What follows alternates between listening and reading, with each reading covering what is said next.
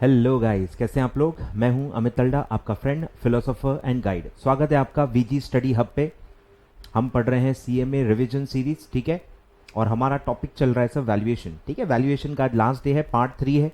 I hope आपने part 1 और part 2 देखा होगा और उसके बाद आप ये पार्ट 3 देख रहे होंगे, ठीक है। चलिए, स्वागत है आपका, स्वागत है। आई होप आप सीरीज फॉलो कर रहे हैं, ठीक है, और आपको बहुत फ़ायदा हो रहा होगा कॉन्सेप्चुअली, ये मैं अज्यूम कर रहा हूँ, ठीक है। कमेंट्स आप, खैर कमेंट के थ्रू आप सब बता ही रहे हो। स्टिल काफ़ी बच्चे ऐसे होते हैं जो खुल के एक्सप्रेस नहीं करते हैं और फ़ायदा लेते हैं पर बताते नहीं हैं, ठीक है। ऐसा भी होता है, आई अंडरस्टैंड। चलिए, लाइक कर दीजिए वीडियो, फटाफट हम स्टार्ट करेंगे। और आज हम कुछ प्रैक्टिकल क्वेश्चंस पढ़ेंगे और उसके बाद फिर मैं जो थोड़ा एफएम से रिलेटेड वैल्यूएशन का पार्ट है, कॉस्ट ऑफ कैपिटल वाला जो टॉपिक है, वो सब मैं पढ़ाऊंगा, क्योंकि उस पर भी काफ़ी क्वेश्चन आ रहे हैं। और मैं कोशिश करूंगा कि वो अंडर प्राइसिंग, ओवर प्राइसिंग वाला भी काफ़ी बच्चों को समझ में नहीं आता है, वो भी मैं कोशिश करूंगा आपको फटाफट बताने की।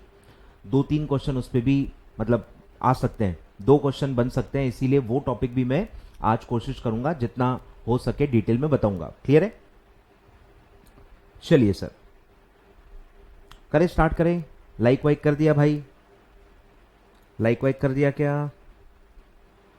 चलिए स्टार्ट करें। पहले मैं 2 फुल क्वेश्चंस करवा देता हूं ताकि हमारे क्वेश्चन का जो है वो हो जाए। उसके बाद फिर मैं पूरा कंसेप्ट बताऊंगा, cost of equity, cost of debt, cost of preference shares, CAPM model, सब हम पढ़ेंगे, पूरा डिटेल में पढ़ेंगे। फिर weighted average cost of capital पढ़ेंगे और फिर मैं उसके जो भी क्वेश्चंस हैं वो मैं आपको कराऊंगा। क्लियर है। चलिए सर, तो सबसे पहले आ जाइए, valuation of equity share, NAV method या इंट्रिंसिक वैल्यू मेथड, ठीक है। ये अलग टाइप का क्वेश्चन है।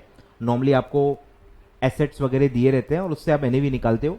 लाइबिलिटी साइड वाले से भी हमने पढ़ा था, पर ये एक अलग ही अपने टाइप में क्वेश्चन है जिसमें आपको पार्टली पेड अप शेयर दिए, आपको फुल्ली पेड अप शेयर का भी वैल्यू निकालना है और आपको साथ साथ में पार्टली पेड अप शेयर का भी वैल्यू निकालना है। तो थोड़ा अलग कंसेप्ट है, इसमें पढ़ लेते हैं। चलिए, from the following data compute intrinsic value of each category, her category का निकालना है क्योंकि तीनों अलग अलग कैटेगरी के हैं, ठीक है। Each category of equity shares of Ankit limited, share holders fund पूरा दिया हुआ है। कैटेगरी ए है equity shares 1 lakh, equity shares of 10 each fully paid, ठीक है। पहला कैटेगरी क्या है, फुल्ली पेड अप। फिर दूसरा है 10 का ही है लेकिन 8 पेड अप, और थर्ड भी 10 का है लेकिन 5 पेड अप। इसीलिए तीनों अलग अलग क्लास ऑफ शेयर्स में आते हैं। क्लियर है। अब है इन सबका मिला के रिटेन अर्निंग्स है 9 लाख रुपीस। क्लियर है। ऐसा आपका पूरा शेयर होल्डर्स फंड है। अब यहां सबसे बड़ी दिक्कत वही है कि जब तक आप बेस को इक्वल नहीं करोगे, बेस को इक्वल नहीं करोगे तब तक आप नहीं निकाल पाओगे। अब नेट एसेट वैल्यू मैंने आपको बताया था कि एसेट से भी निकाल सकते हो, लाइबिलिटी साइड से भी निकाल सकते हो। नेट एसेट का मतलब ही क्या होता है, नेट वर्थ। अगर आप देखो उसके 2 फॉर्मूले होते हैं, नेट एसेट के 2 फॉर्मूले होते हैं। एक होता है total asset minus outside liability, ठीक है। या फिर नेट एसेट का दूसरा फॉर्मूला होता है शेयर होल्डर्स फंड, यानी नेटवर्थ, यानी कि शेयर होल्डर्स शेयर कैपिटल बोल सकते हैं, प्लस रिजर्व्स एंड सरप्लस, और माइनस फिक्टिशियस एसेट्स अगर कुछ है तो, जो बेसिकली ओनर्स का ही लॉस होता है, ठीक है। तो ऐसे भी निकाल सकते हैं। तो आप दूसरा वाला फॉर्मूला इसमें ये वाला यूज करेंगे, ठीक है। आपको शेयर कैपिटल और रिटेन अर्निंग्स दिए हुए, इनसे ही आपको वो निकालना है। क्लियर है। चलिए, अब बस आपको यहां पहले क्या ध्यान रखना है कि मेरे को बेस इक्वल करना है। अब मैं बेस इक्वल कैसे करूंगा, बेस इक्वल कैसे करूंगा, एक ही रास्ता है, 8 और 5 को फुल्ली पेडअप बना लो।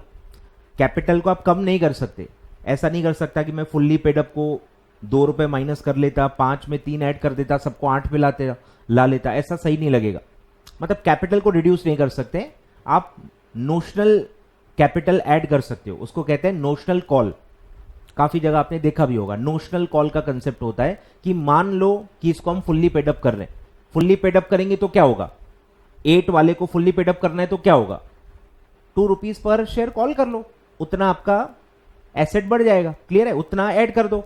फिर 5 पेडअप है, उसको मुझे फुल्ली पेडअप करना है तो क्या होगा, 5 पर शेयर आप कॉल कर लो और वो एसेट में ऐड कर लो।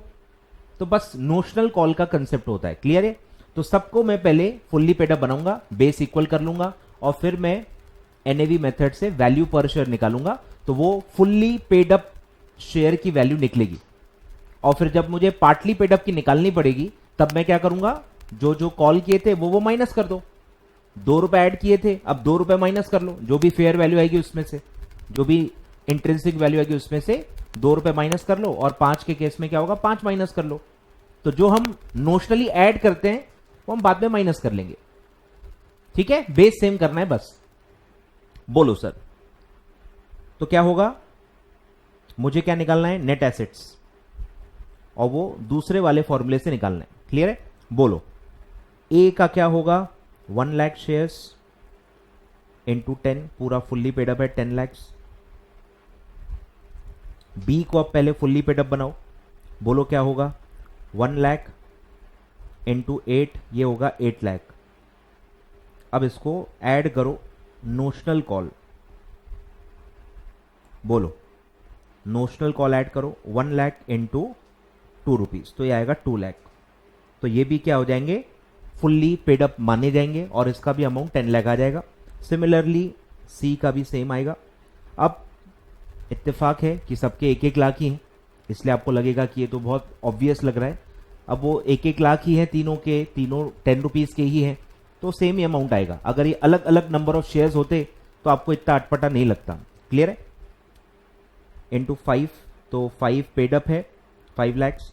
अब यहां मैं नोशनल कॉल ऐड करूंगा, रिमेनिंग 5 रुपीज पर शेयर आपको कॉल करना है, तो ये आएगा 5 लाख, ठीक है। तो ये भी क्या हो जाएगा, फुल्ली कॉल्ड। आए ख्याल में, तीनों का बेस अब सेम हो गया और तीनों का जो रिजर्व्स एंड सरप्लस है वो ले लो 9 लैक्स। तो मेरे नेट एसेट्स कितने हो जाएंगे, 39 लैक्स, क्लियर है। बेस मेरा हो जाएगा फुल्ली पेड अप। अब मुझे बताओ कितने आपके नंबर ऑफ शेयर्स हो जाएंगे, वो भी देखो, बोलो।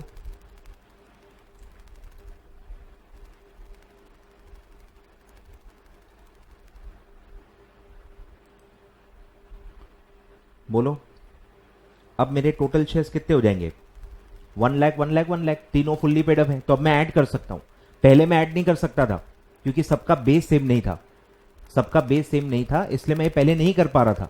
पर अब मेरा बेस सेम है, सारे 10 के हैं और सारे फुल्ली पेड अप हैं, तो अब मैं तीनों को ऐड कर सकता हूं, 1 लाख 1 लाख 1 लाख। मेरे अब टोटल शेयर्स कितने हो जाएंगे, 3 lakh of 10 each fully paid up, clear है।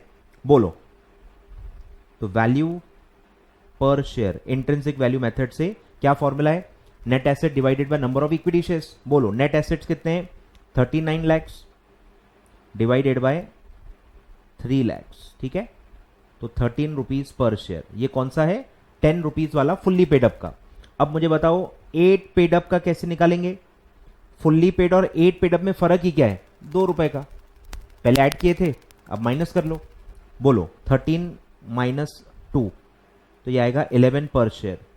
और 5 पेड अप का क्या आएगा, पहले अपन ने 5 ऐड किए थे, अब 5 माइनस कर लो, कितना आएगा, 8 पर शेयर, क्लियर है।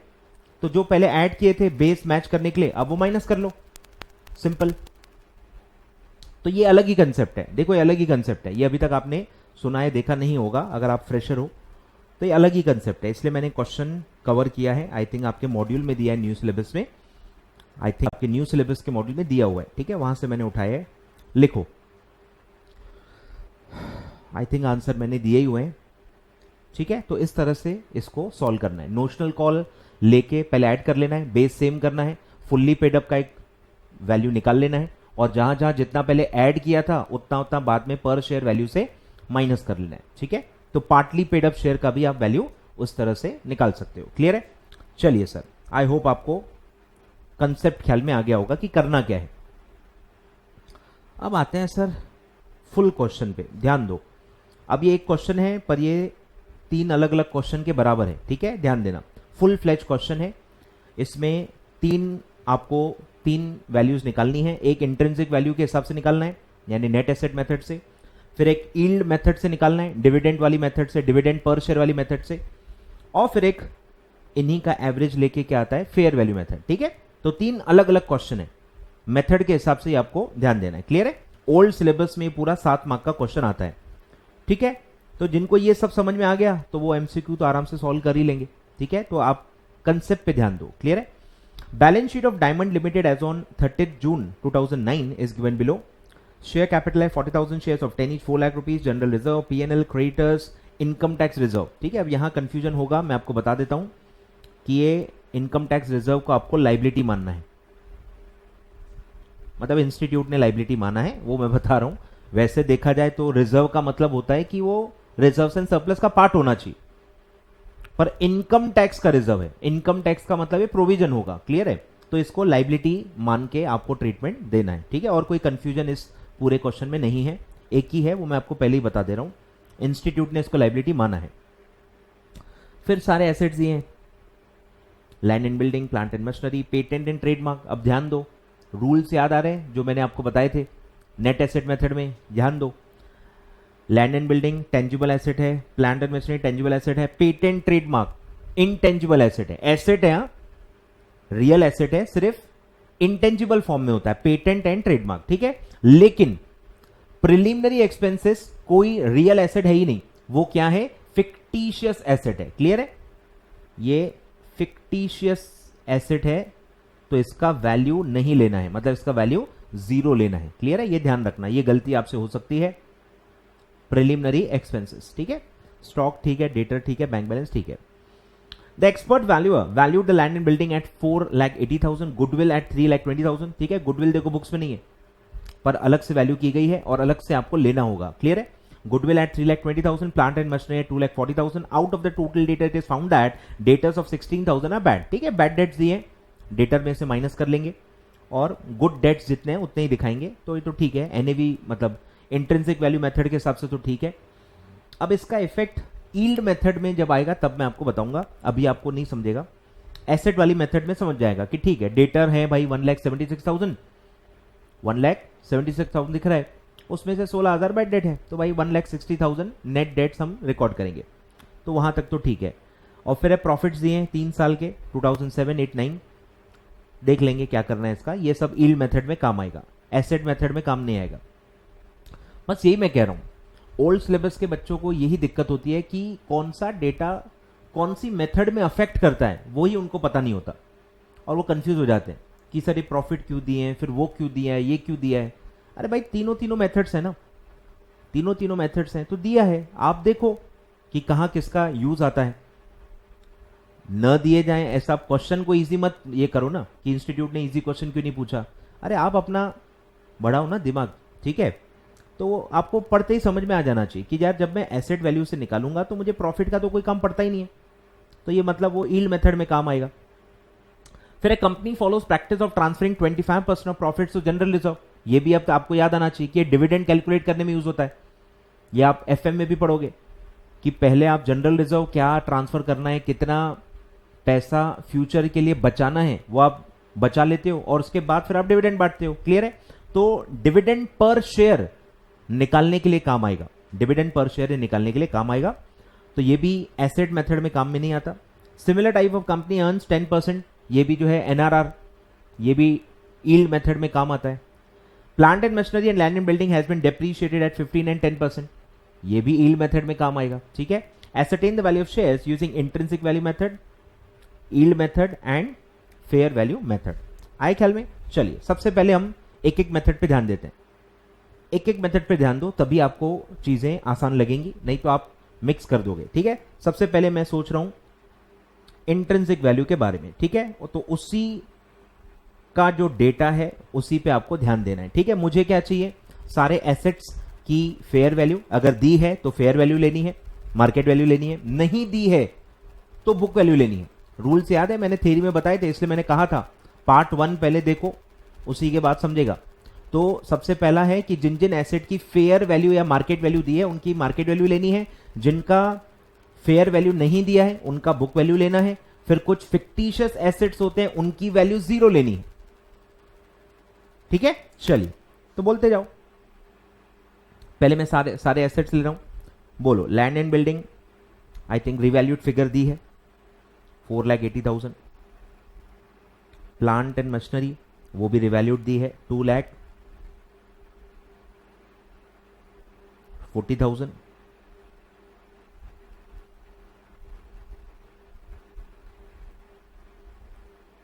ठीक है, फिर गुडविल दिया है, ले लो, अलग से वैल्यू किया है 3,20,000। ठीक है, अब एक एक लाइन से आओ। अब ये भी आदत डालो, ये भी आदत डालो, ठीक है, कि ये ले लिया, ये ले लिया, गुडविल अलग से यहां लिख दो कि ले लिया, एसेट छूट तो नहीं गया है, वो ध्यान देना। ठीक है, फिर पेटेंट ट्रेडमार्क, अब पहले आपको समझना है कि इसकी वैल्यू होती है कि नहीं होती है। ये एक रियल एसेट है, मैंने आपको बता दिया कि एक इंटेंजिबल एसेट है। अब इसकी कोई मार्केट वैल्यू नहीं दी है तो क्या लेंगे, बुक वैल्यू लेके ले लेंगे। ठीक है, तो ये फिक्टिशियस एसेट नहीं है। तो पेटेंट एंड ट्रेडमार्क 40,000। अब मैंने आपको पहले ही बता दिया, ठीक है, प्रिलिमिनरी एक्सपेंसेस लेंगे ही नहीं क्योंकि वो तो फिक्टिशियस होता है, उसकी वैल्यू होती नहीं है। स्टॉक ले लो, अलग से मार्केट वैल्यू नहीं दी है तो बुक वैल्यू ले लो 96,000।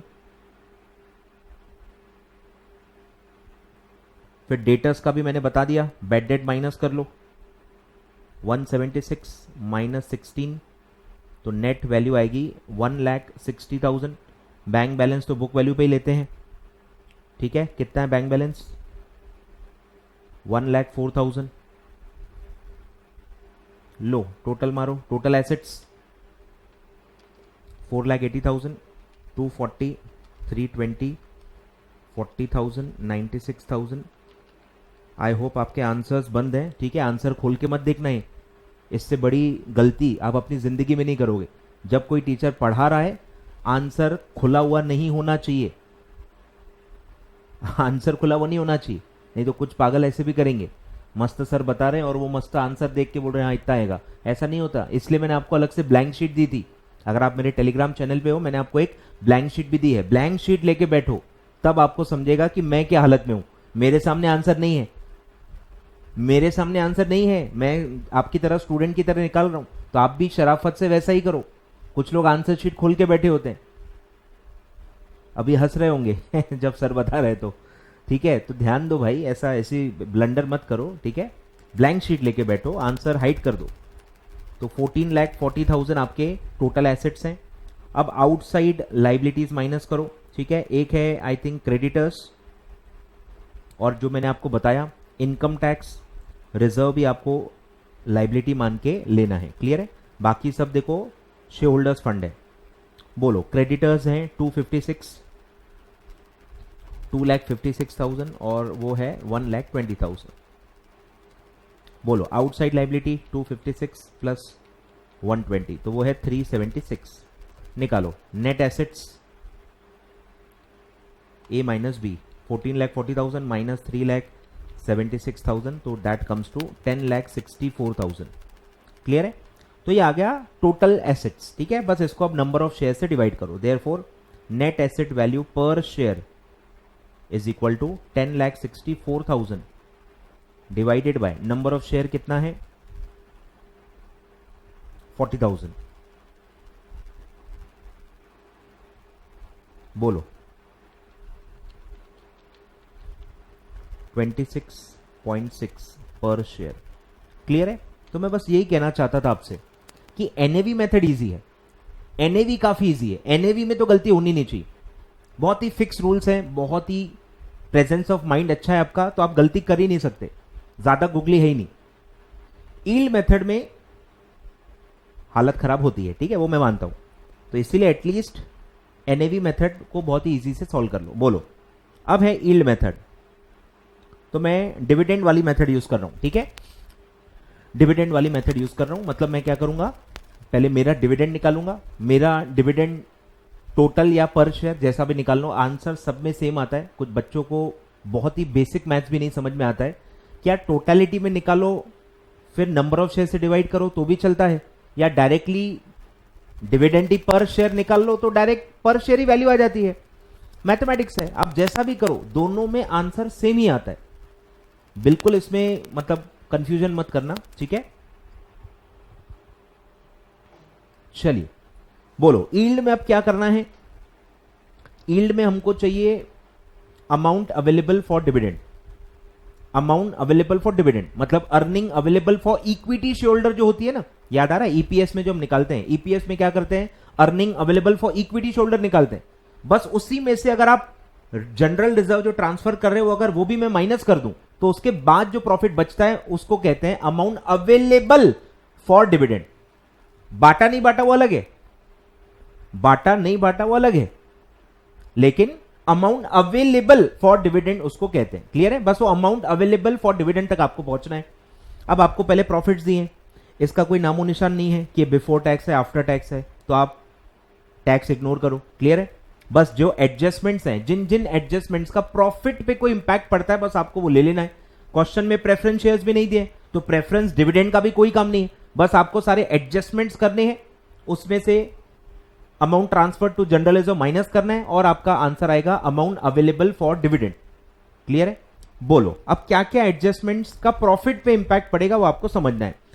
तो सबसे पहले तो बेड डेट्स का फर्क आएगा, बेड डेट का भी इफेक्ट आएगा। ठीक है? बेड डेट कहां से माइनस होती है? प्रॉफिट से माइनस होती है। ये तो पुराने प्रॉफिट्स है ना, बेड डेट तो आपने अब भी एडजस्ट की है, मतलब वो एडजस्टमेंट एंट्री है ना, उसका इफेक्ट आया नहीं होता। अगर उसका इफेक्ट आ चुका है तो डेटर में से क्यों माइनस किया? अरे भाई अगर बेड डेट का इफेक्ट हो चुका है तो डेटर में भी माइनस हो चुकी होगी, आपने अलग से क्यों माइनस किया? अगर मैं अलग से माइनस कर रहा हूं तो इतनी बेसिक अकाउंटिंग आनी चाहिए, मतलब उसकी एंट्री पास नहीं होगी। बेड डेट का लॉस भी नहीं लिया, डेटर में से माइनस भी नहीं किया, तो हमने डेटर का जब माइनस किया तो डेटर से माइनस कर दिया। अब हम जब प्रॉफिट निकाल रहे हैं तो मुझे बेड डेट का लॉस लेना पड़ेगा। समझ आ रहा है? इतनी अंडरस्टैंडिंग अकाउंटिंग की होनी चाहिए। तो आपको क्या करना है? अब ये कौन से साल का लॉस है? ये तो as on a date loss होता है ना, as on a date loss होता है। कौन से ईयर से रिलेटेड है पता नहीं है, डेटर्स तो एज ऑन अ डेट होते हैं, डेटर्स कोई एक साल के थोड़ी होते हैं, डेटर्स कोई एक साल के तो होते नहीं, होता अक्यूमुलेटेड होते हैं। जो भी पैसा मिलना बाकी है वो कौन से साल की सेल से रिलेटेड है किसको पता नहीं होता। तो आपके पास ऑप्शन वही है कि तीनों में इक्वली बांट दो, 1/3 1/3 1/3। आपके बुक्स में प्रेजेंटेशन अलग है, लॉजिक सेम है, लॉजिक पकड़ो कि हम तीनों में इक्वली माइनस कर रहे हैं। क्लियर है? तो मैं आपको सिंप्लीफिकेशन करके बताऊंगा। तो 16,000 मेरा 3 साल का पूरा लॉस है डिवाइडेड बाय 3, मतलब एक साल का लॉस कितना है? 5333। तो आप 5333 माइनस कर लो, प्रेजेंटेशन का टेंशन मत लो। ठीक है? बोलो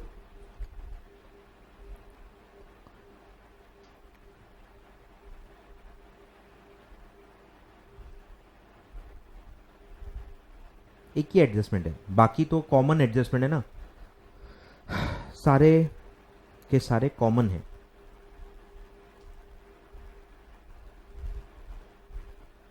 इसीलिए वो वैसा ही प्रेजेंटेशन दिया है। ठीक है? ध्यान दो, मैं बताता हूं क्या करना है। पहले आप एवरेज प्रॉफिट्स निकालो। ठीक है? एवरेज प्रॉफिट्स निकालो। ठीक है? प्रॉफिट देखो फ्लक्चुएट हो रहे हैं, फ्लक्चुएट हो रहे हैं, इसलिए क्या लेंगे? Simple average. ठीक है? सिंपल एवरेज आपको लेना है, प्रॉफिट कम ज्यादा हो रहे हैं। अब इसमें से सिर्फ मुझे क्या करना है? हर साल में से 5333 माइनस करना है। क्लियर है? अब इसमें से तीनों में से इंडिविजुअली माइनस करो या तीनों मिला के माइनस करो, एक ही बात है। ठीक है? मैं आपको बता देता हूं मैं क्या चीज की बात कर रहा हूं, कि अगर मैं ऐसे ही दिखाऊं 184 192 184 176 192 84 76 92। ठीक है? तो अगर मैं ऐसे करूं -5333 -5333 -5333, ठीक है? एक तरीका ये है, तीनों में से एवरेज एवरेज एवरेज माइनस करो, या जो आपके किताबों में दिया है कि यार तीनों माइनस ही हो रहे हैं, तीनों माइनस ही हो रहे हैं ना, और एवरेज के लिए आपको तीनों को जोड़ना ही है। आए ख्याल में? इसलिए बुक्स में क्या दिया रहता है ऐसा कि इन तीनों को इसको इसको इसको ऐड करो और एक साथ पूरा 16,000 माइनस कर लो। इफेक्ट सेम है ना। ये काफी बच्चों को समझ में नहीं आता है कि सर ये ऐसा क्यों किया है।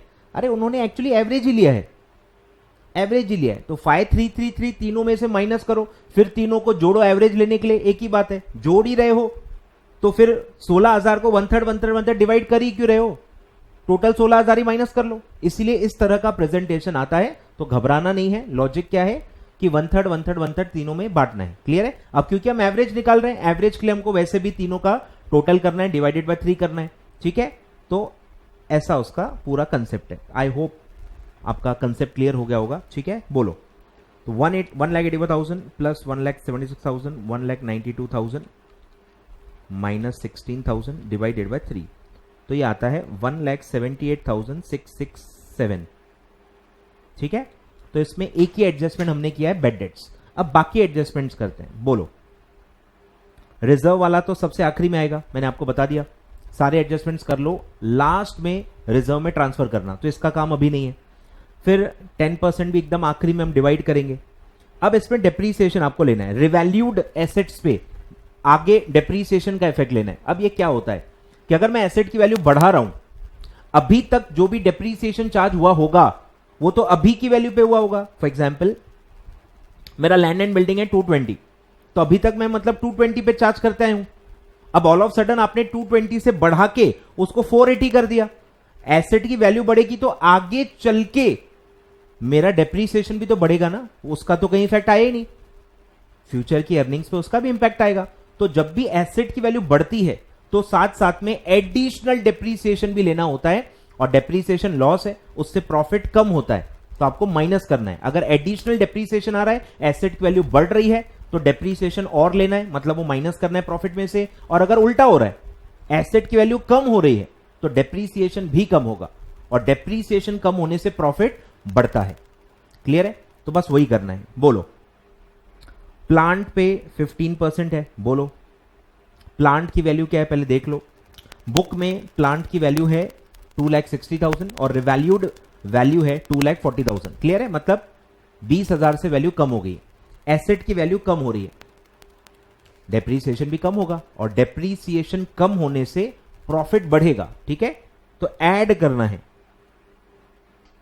Add decrease in depreciation on plant and machinery. ठीक है, नाम ही ऐसा देना है कि कंसेप्ट क्लियर हो जाए। ठीक है, डेप्रीसिएशन डिक्रीज हो रहा है तो प्रॉफिट बढ़ेगा। बोलो। 2,60,000 माइनस 2,40,000 यानी 20,000 इंटू 15%, यानी कि 20,000 इंटू 15% निकालो, ओरली चाह जाएगा 3,000। तो ये ऐड होगा, और फिर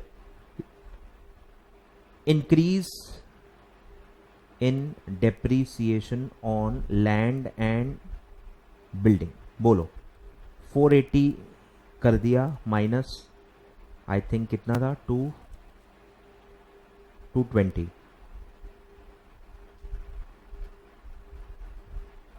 इंटू 10%। बोलो।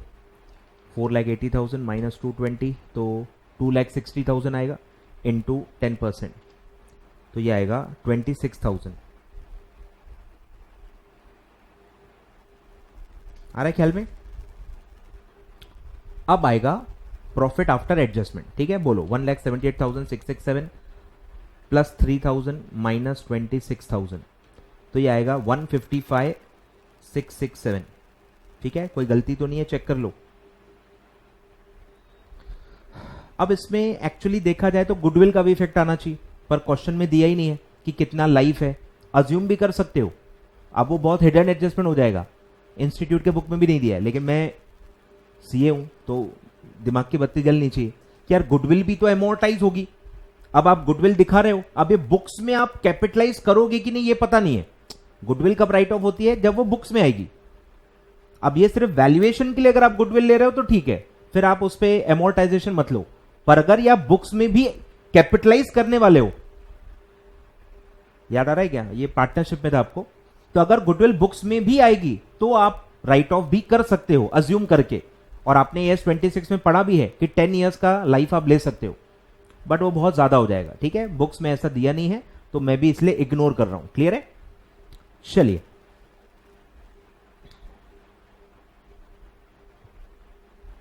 चलिए आगे बढ़ते हैं। तो ये बिफोर एडजस्टमेंट आ गया, बिफोर ये। अब बस इसमें से 25% ट्रांसफर करो। ठीक है, minus transfer to reserve, at the rate of 25%। बोलो इसी का 1,55,667 इंटू 25%, तो ये आएगा 38,916 को मैं राउंड अप कर रहा हूं 7। तो अमाउंट अवेलेबल फॉर डिविडेंड कितना आएगा 116,750, 116,750 आ रहा है। अब इसको मैं कह रहा हूं कि आप पर शेयर में अब भी कैलकुलेट कर लो, तो डायरेक्ट वैल्यू भी पर शेयर ही आ जाएगी, या पहले आप पूरा डिविडेंड लो, पूरे कंपनी की वैल्यू निकालो, फिर नंबर ऑफ शेयर से डिवाइड करके पर शेयर वैल्यू निकालो, एक ही बात है, कोई दिक्कत नहीं। मैं यहीं पे पर शेयर कैलकुलेट कर रहा हूं, ठीक है। तो डीपीएस बताओ कितना आएगा 116,750 डिवाइडेड बाय 40,000। बोलो डिविडेंड पर शेयर कितना आएगा 2.91875, ठीक है। यह है डिविडेंड पर शेयर। अब मैं निकाल रहा हूं वैल्यू पर शेयर, ठीक है, as per yield method. Value per share is equal to DPS divided by NRR. बोलो डीपीएस है 2.91875 डिवाइडेड बाय एनआरआर दिया हुआ था कि सिमिलर कंपनीज कितना अर्न करती हैं 10%,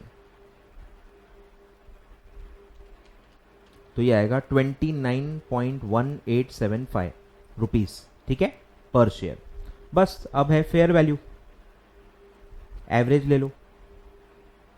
ऊपर आया था 26.6 प्लस 29.1875 डिवाइडेड बाय 2, तो ये आता है 27.89375, ठीक है। राउंड ऑफ के ऊपर है, हल्का सा आंसर अलग अलग आ सकता है, क्लियर है। तो ध्यान देना है, ठीक है। ध्यान कहां कहां देना है,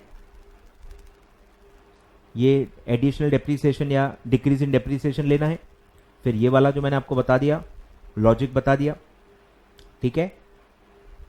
बस यहां पे भी मैंने वही बता दिया, मैंने पर शेयर यहीं पे निकाल लिया, तो डायरेक्ट वैल्यू भी क्या हो जाएगी पर शेयर ही आएगी, तो सिंपल है, ठीक है। तो ये आपको क्वेश्चन आता है सर, ये आपको क्वेश्चन आता है, क्लियर है। तो हर जगह मैंने आपको बता दिया क्या क्या ध्यान रखना है, ठीक है। तो 2 फुल प्रॉब्लम्स मैंने आपको करवा दिए। तो अब हम डायरेक्शन बदलते हैं सर, अब हम आते हैं अलग ही टॉपिक पे, वो है कॉस्ट ऑफ कैपिटल, ठीक है। ये ओल्ड सिलेबस वालों को नहीं है, जो अब मैं पढ़ा रहा हूं वो ओल्ड सिलेबस वालों को नहीं है, तो आपका सफर यहीं तक था। अब न्यू सिलेबस वाले आगे बढ़ेंगे, ठीक है। ध्यान दो, अब मैंने कुछ बनाया नहीं है इस पे नोट्स, मैं डायरेक्टली आपको लिखवा के ही पढ़ाता हूं, ठीक है। ध्यान दो, या मैं आपको एक काम करता हूं,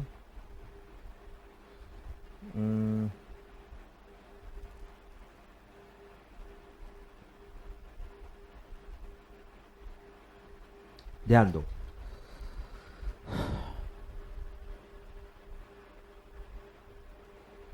मतलब जो टॉपिक है that is cost of capital, ठीक है, that is called as cost of capital, clear है। कि जो हम कमा रहे हैं उसके लिए आपको एक कैपिटलाइजेशन रेट लगता है, ठीक है। बार बार जो हमने पढ़ा ना कैपिटलाइजेशन रेट, तो उसमें जो हमने यूज किया ना KE माइनस जी, याद आ रहा है, KE माइनस जी हम निकालते हैं, तो वो KE निकालने के मेथड्स होते हैं, क्लियर है। फिर साथ साथ में आप कॉस्ट ऑफ डेट भी निकाल सकते हो, कॉस्ट ऑफ प्रेफरेंस शेयर्स भी निकाल सकते हो, क्लियर है। तो बेसिकली हम वैल्यूएशन कर रहे हैं, डेट का वैल्यू निकाल रहे हैं, प्रेफरेंस शेयर्स का वैल्यू निकाल रहे हैं, इक्विटी का वैल्यू निकाल रहे हैं, तो उसका रिस्पेक्टिव कॉस्ट आप निकालते हो, क्लियर है। अब जो भी मैं भी बताऊंगा प्योरली एग्जाम ओरिएंटेड ही बताऊंगा, क्योंकि ये सारी चीजें बहुत ही ज्यादा डिटेल में आपको FM में है, जो मैं ही पढ़ाऊंगा आपको, लेकिन FM में पढ़ाऊंगा, क्योंकि वहां पे कनेक्टेड टॉपिक्स भी होते हैं, तो आपको समझ में आने के चांसेस ज्यादा हैं। यहां कनेक्टेड टॉपिक्स दिए ही नहीं है, कुछ भी उठा के दे दिया है, फ्रैंकली बता रहा हूं, कुछ भी उठा के दे दिया है। उसके सपोर्ट में क्या क्या आपको कंसेप्ट लगेंगे समझने के लिए, इसका मतलब बॉदर नहीं किया इंस्टीट्यूट ने। हमारा काम है देना, बस दे दिया कॉपी पेस्ट करके। अब बच्चा कैसे समझेगा वो उनका हेडेक नहीं है, पढ़ाना तो हमको है, तो हमको पता है भाई ये कनेक्टेड चीजें दी नहीं है तो हम समझाएंगे कैसे, आए ख्याल में। तो यहां बहुत ज्यादा डिटेल में आपको समझेगा भी नहीं, वो सब एफएम में ही है, एफएम में ही अच्छे से आपको समझ में आएगा। क्लियर है? तो यहां स्टार्ट करते हैं, एक एक करके स्टार्ट करते हैं। ठीक है, सबसे पहले हम स्टार्ट करते हैं KD, cost of debt. KD क्या है? Cost of debt. क्लियर है?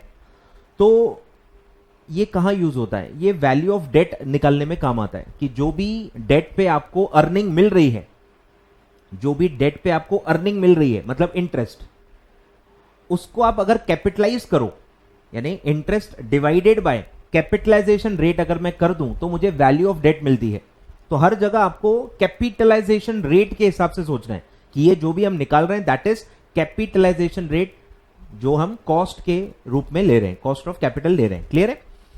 तो केडी कैसे निकलेगा? कॉस्ट ऑफ डेट क्या होता है कि हम कितना दे रहे हैं। अब इसमें भी दो पार्ट्स होते हैं कि डेट जो है वो इररेडीमेबल है या वो रेडीमेबल है, इररेडीमेबल है या रेडीमेबल है। ठीक है, एक काम करता हूं, मैं आपका मॉड्यूल भी ओपन कर लेता हूं, मॉड्यूल से थोड़ा थोड़ा बताते जाता हूं। ठीक है, पूरा मॉड्यूल कवर नहीं होगा भाई। ठीक है, कुछ बच्चे ये भी एक्सपेक्टेशन लगा सकते हैं मुझसे, गलती मेरी है। ठीक है, तो पूरा भैया नहीं होगा, रिवीजन बैच है और ये एक्चुअली एफएम से रिलेटेड है, इसलिए मैं थोड़ा इंटरेस्टेड नहीं हूं ये सब यहां पढ़ाने के लिए। एफएम में डेफिनेटली मैं पढ़ूंगा आगे, तो सही समय पे पढ़ूंगा ताकि आपको समझ में आए, नहीं तो मेरा पूरा एफर्ट वेस्ट हो जाएगा और कुछ नहीं। यहां आपको मुझे पता है नहीं समझेगा ज्यादा, इसलिए let's stick to paper pattern. ठीक है, तो चैप्टर 22 में आपको अभी बताने वाला हूं और बहुत ही जितना काम का है उतना ही बताऊंगा, क्योंकि इसमें से एक्चुअली आता है क्वेश्चन, इसलिए मैं स्किप नहीं कर रहा हूं। आता है सर, कवर तो करेंगे, बिल्कुल करेंगे, लेकिन उतना जितना आपको अभी यहां पे समझ में है। चलिए सर, तो ये है, ध्यान दो। तो ये तो कुछ हम पढ़ चुके हैं, डीसीएफ मैंने बता चुका हूं मैं, होल्डिंग पीरियड रिटर्न में बताऊंगा आपको, पहले उसका बेसिक तो पढ़ लें। ठीक है, ध्यान दो, एसेट अप्रोच भी पढ़ चुके हैं, प्राइस टू बुक वैल्यू भी पढ़ चुके हैं, अर्निंग मेथड भी पढ़ चुके हैं, पी मेथड भी पढ़ चुके हैं, सब रिपीट दिया इंस्टीट्यूट ने, एक ही चीज दो तीन बार दी है, आई डोंट नो व्हाई। ठीक है, तो सब हम पढ़ चुके हैं, कंसेप्ट उतना ही है उसमें। अब देखो यहां आता है कंसेप्ट सीएपीएम, ध्यान दो, यहां से ये एक मेथड है एक्चुअली, कॉस्ट मेथड। ठीक है, cost of equity, measuring cost of equity. आई ख्याल में ये जो है कैपिटलाइजेशन रेट, इसमें जो आप डिस्काउंट रेट लेते हो, ये डिस्काउंट रेट ही है कॉस्ट ऑफ कैपिटल। क्लियर है? तो क्या होता है वो सब हम पढ़ेंगे। ठीक है, सबसे पहले हम पढ़ते हैं सीएपीएम ही पढ़ लेते हैं जो आपको आ रहा है। तो ये कॉस्ट ऑफ इक्विटी निकालने का एक तरीका है, कैपिटल एसेट प्राइसिंग मॉडल। ठीक है, सीएपीएम क्या है? एक पूरा कंसेप्ट है CAPM, capital asset pricing model. इन्होंने एक तरीका दिया है कि इक्विटी की कॉस्ट कैसे निकालेंगे। ठीक है, पहले आप समझ लो कि हम काय की कॉस्ट निकाल रहे हैं, इक्विटी की। इक्विटी पे डिविडेंड देना कंपलसरी नहीं है, मतलब देखा जाए अगर एक कॉमन मैन के हिसाब से सोचा जाए तो इक्विटी पे तो एक्चुअली कोई कॉस्ट ही नहीं है। कंपनी के एंगल से सोचना है, शेयर होल्डर के हिसाब से नहीं, कंपनी के एंगल से, कि मैंने इक्विटी से पैसे लिए, मुझे उन पे कोई रिटर्न देना कंपलसरी है ही नहीं। डिविडेंड नहीं दो तो भी कोई प्रॉब्लम नहीं है, लॉ में मैंडेटरी है ही नहीं, तो मेरा कॉस्ट क्या हुआ? कॉस्ट क्या होता है? जिसपे आप एक रिटर्न देते हो। जैसे डिबेंचर पे क्या कॉस्ट है? Fix interest. प्रेफरेंस शेयर्स पे क्या कॉस्ट है कंपनी का? Preference dividend. पर इक्विटी पे डिविडेंड तो कंपलसरी है ही नहीं, मेरी इच्छा है जितना दूं, तो वर्चुअली देखा जाए तो कॉस्ट है ही नहीं। पर इसका यह भी मतलब नहीं कि कॉस्ट है ही नहीं, जीरो भी नहीं हो सकती, क्योंकि वो पैसा फ्री का नहीं है, सामने वाला आपसे कुछ एक्सपेक्ट कर रहा है, सामने वाला आपसे कुछ एक्सपेक्ट कर रहा है ना। और मुझे बताओ सबसे ज्यादा रिस्क कौन लेता है एक कंपनी में? सबसे ज्यादा रिस्क कौन लेता है? डिबेंचर होल्डर तो लेते नहीं है, उनका सिक्योर्ड होता है अमाउंट, ऊपर से फिक्स इंटरेस्ट मिलता है, ऊपर से सब चार्ज क्रिएटेड है, एक भी डिफॉल्ट हुआ एसेट बेच के पैसे वसूल कर लेते हैं। काय का रिस्क है भाई इसमें? रिस्क तो आप ले ही नहीं रहे हो, काफी हद तक आप सिक्योर्ड ही हो, फिक्स रिटर्न भी आपको मिल रहा है। फिर प्रेफरेंस शेयर पे आ जाओ, उनका भी फिक्स डिविडेंड है, ऊपर से लिक्विडेशन के वक्त इक्विटी वालों से पहले पैसा मिल जाता है, तो इक्विटी के मुकाबले उनका भी रिस्क थोड़ा सा कम है। तो सबसे ज्यादा रिस्क कंपनी में बेयर कर ही कौन रहा है? इक्विटी वाले। न फिक्स डिविडेंड है, पैसा भी लिक्विडेशन में मिलेगा नहीं मिलेगा पता नहीं है, सबसे आखिरी में नंबर लगेगा, कोई सिक्योरिटी नहीं है, कोई चार्ज नहीं है। तो सबसे ज्यादा रिस्क किसका है? इक्विटी वालों का। तो आप ऐसा कह ही नहीं सकते कि उसका कॉस्ट जीरो है, ये तो हाइपोथेटिकल हो जाएगा ना। कॉस्ट जीरो तो नहीं है, ये पक्का है, लेकिन हम कैलकुलेट कैसे करें प्रॉब्लम है। बहुत ही टिपिकल सिचुएशन होती है इक्विटी की, और ये क्वेश्चन भी आता है कि कौन से कॉस्ट के कैलकुलेशन में बहुत ही टिपिकल सिचुएशन होती है, बहुत ही एक्स्ट्राऑर्डिनरी सिचुएशन होती है, तो वो है इक्विटी में।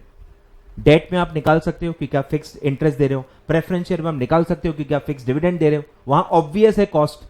लेकिन इक्विटी में इतना आसान नहीं है क्योंकि आप कोई फिक्स रिटर्न देने के लिए लायबल हो ही नहीं। क्लियर है? तो समझो बात को, इसलिए ये अलग ही कंसेप्ट निकला है। तो ये पूरा कंसेप्ट जो रिवॉल्व होता है दैट इज कि इक्विटी की एक्सपेक्टेशन क्या है, क्योंकि एक्चुअल हम देने के लिए कुछ लायबल नहीं है, पर सामने वाला रिस्क बेयर कर रहा है, फिर भी हमारे को पैसे दे रहा है यूज करने के लिए, तो कुछ तो एक्सपेक्ट कर रहा होगा। तो उसका जो एक्सपेक्टेड रिटर्न है वो ही हमारा कॉस्ट है, नोशनल कॉस्ट बोलते हैं इसको। तो एक्चुअली हम कुछ नहीं दे रहे, पर जो वो हमसे एक्सपेक्ट कर रहा है वही हमारी कॉस्ट है। अब अगर हमने उसकी एक्सपेक्टेशन पूरी नहीं की तो क्या होगा सर, बताओ? अगर मैंने आपकी एक्सपेक्टेशन पूरी नहीं की तो क्या होगा? आप मेरे वीडियो देखना बंद कर दोगे, तरह तरह की बातें लिखोगे कमेंट बॉक्स में, मेरी वैल्यू कम होगी। तो अगर मुझे अपनी वैल्यू बनाए रखनी है तो मुझे आपकी एक्सपेक्टेशन पूरी करनी पड़ेगी। सिमिलरली कंपनी को अगर अपनी वैल्यू बनाए रखनी है तो हर इन्वेस्टर की एक्सपेक्टेशन पूरी करनी पड़ेगी। तो अगर आप एक्सपेक्टेशन मीट कर रहे हो तो आपकी वैल्यू बने रहेगी, अगर आप एक्सपेक्टेशन एक्सीड कर रहे हो तो आपकी मार्केट की वैल्यू भी बढ़ते जाएगी। ये पूरा कंसेप्ट है सीएपीएम का। क्लियर है? तो ये थ्योरी का बेस है कि इन्वेस्टर का एक्सपेक्टेशन कितना है, जितना इन्वेस्टर का एक्सपेक्टेशन है उसको मैं अपना कॉस्ट मानूंगा। अब इन्वेस्टर कैसे एक्सपेक्ट करता है, फिर उसका पूरा थ्योरी आगे बढ़ता है कि बिना रिस्क लिए भी एक इंसान कमा सकता है। आज बिना रिस्क लिए, जीरो रिस्क पे भी आप कुछ ना कुछ कमा सकते हो।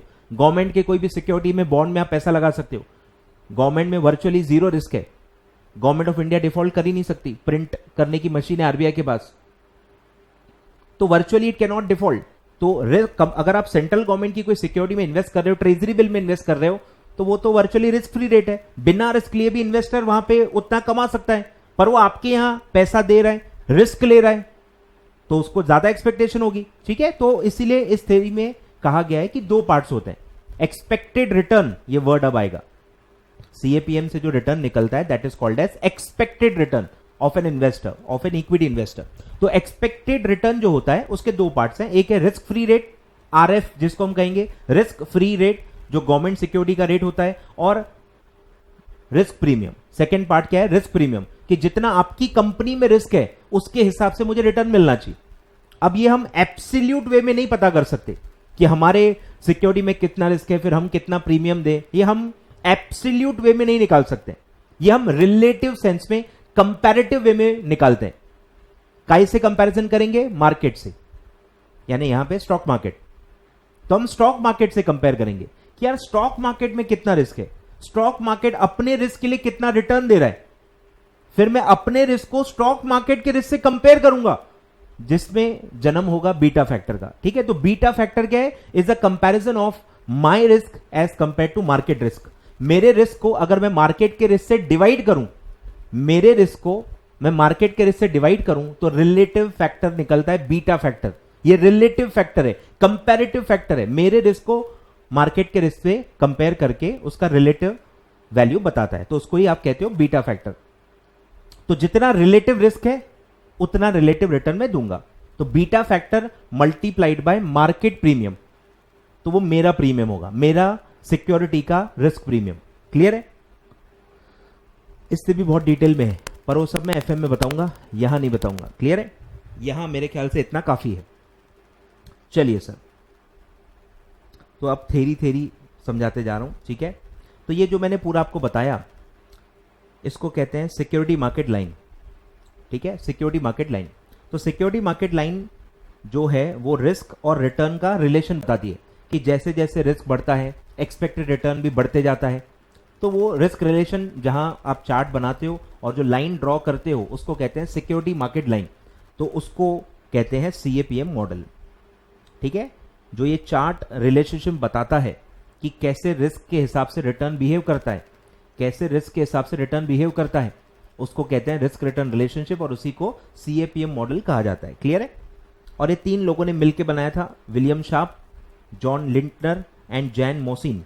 ठीक है, इंडिपेंडेंटली। सबसे ज्यादा फेमस विलियम शार्प है, ठीक है, पर 3 लोगों ने मिलकर बनाई थी और ये लीनियर रिलेशनशिप बताते हैं।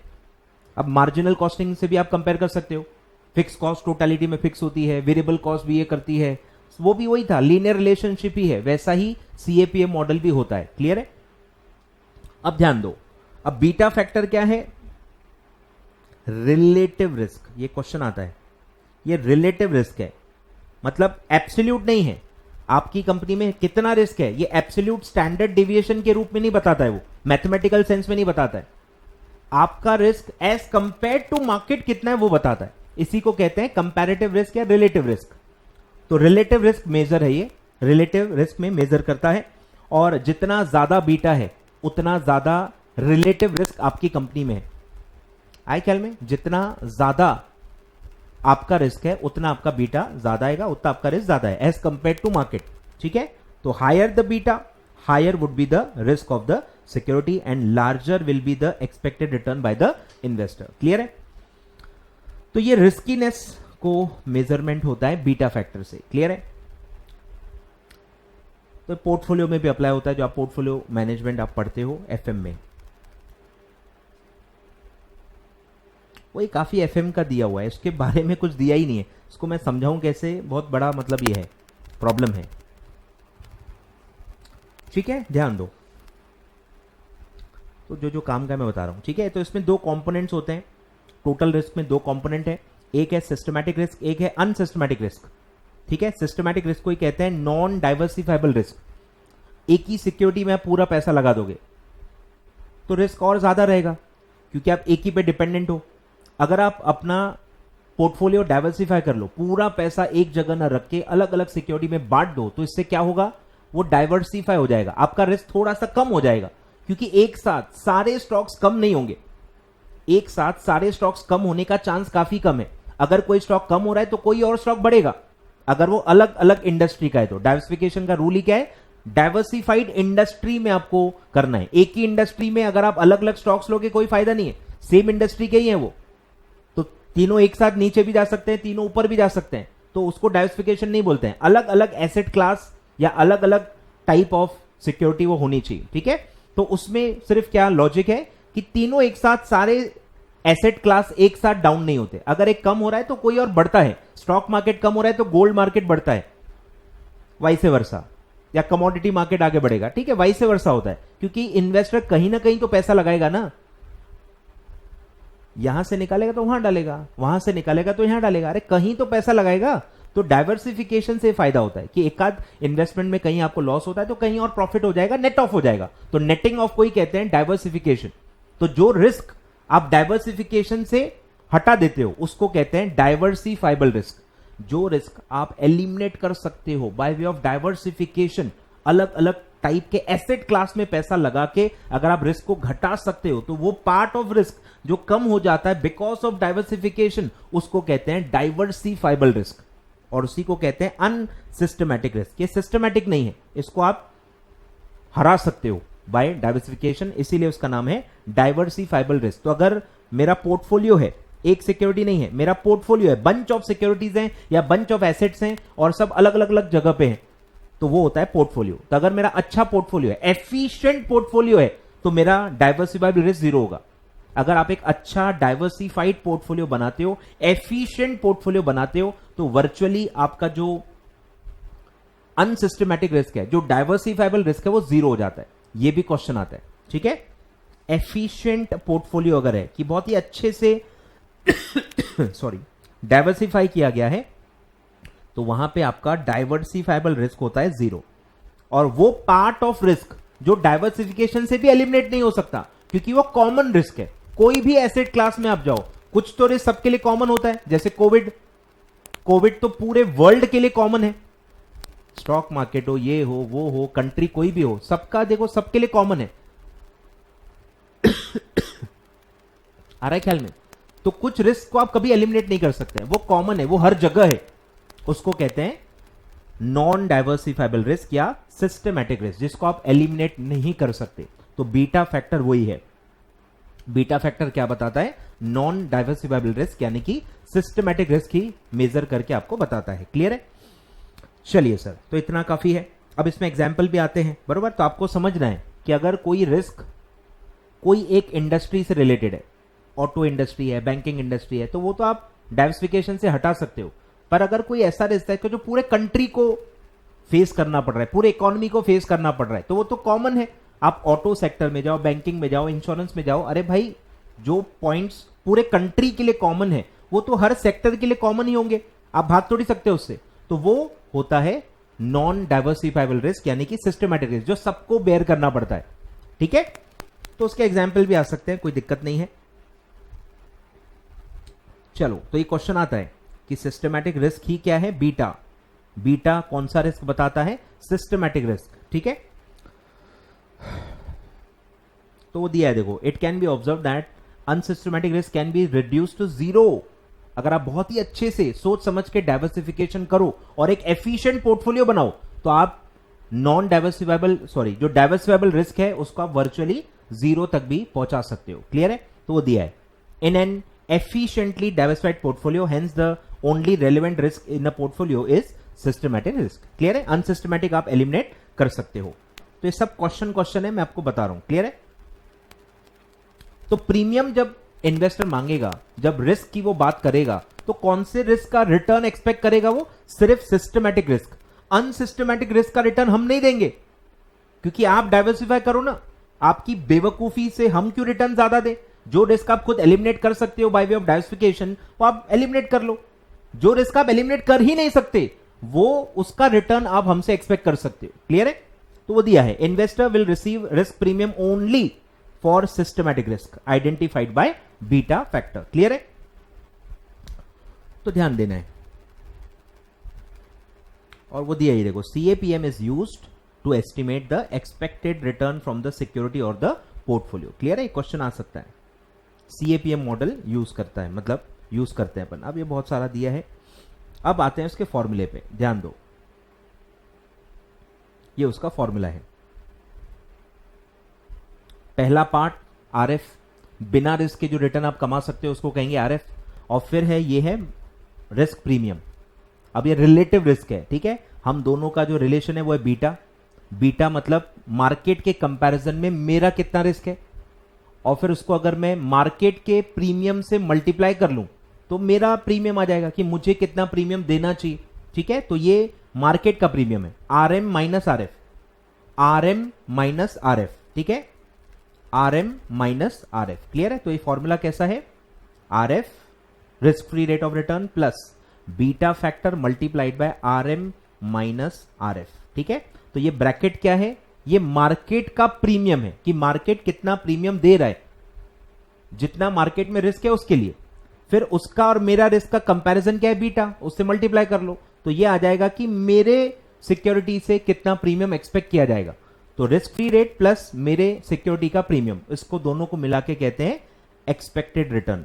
Expected return of the portfolio या सिक्योरिटी। क्लियर है? तो इस पे सिंपल क्वेश्चन आते हैं, सिंपल क्वेश्चन भी इस पे आते हैं। बस ये फॉर्मूला आपको समझा हुआ होना चाहिए। क्लियर है? चलिए सर, तो मेरे इसमें क्या क्या दिया है मैं थोड़ा देख लेता हूं, तो कब क्या पढ़ाना है मैं देख लूं। ध्यान दो।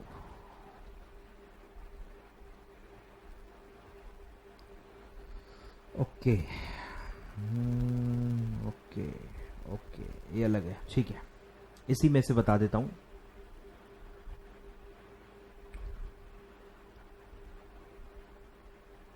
चलिए,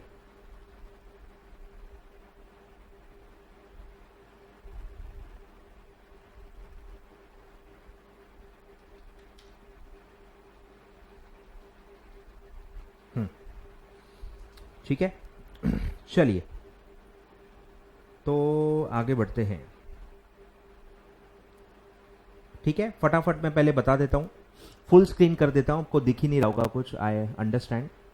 फुल स्क्रीन कर देता हूं। ठीक है, ध्यान दो कि in an efficiently diversified portfolio, ठीक है, अगर आपका एफिशिएंटली डाइवर्सिफाई हो चुका है पोर्टफोलियो, तो आपका अनसिस्टमैटिक रिस्क जीरो हो गया होगा। ठीक है, क्वेश्चन आता है, तो all unsystematic risk are diversified, तो टोटल रिस्क क्या होगा? सिर्फ सिस्टमैटिक रिस्क, जो आप एलिमिनेट कर ही नहीं सकते in spite of diversification. Clear है? तो ये क्वेश्चन आते रहता है। तो ओनली रिस्क जो आपको बेयर करना है वो है सिस्टमैटिक रिस्क, उसी के हिसाब से आपका एक्सपेक्टेड रिटर्न निकाला जाएगा। ठीक है, तो बीटा फैक्टर है indicator of systematic risk. Clear है, सारे क्वेश्चन आते हैं और इससे आपको पता चलता है कि आपकी जो सिक्योरिटी है, आपकी सिक्योरिटी वो लेस सेंसिटिव है मार्केट से कंपैरिजन में या मोर सेंसिटिव है।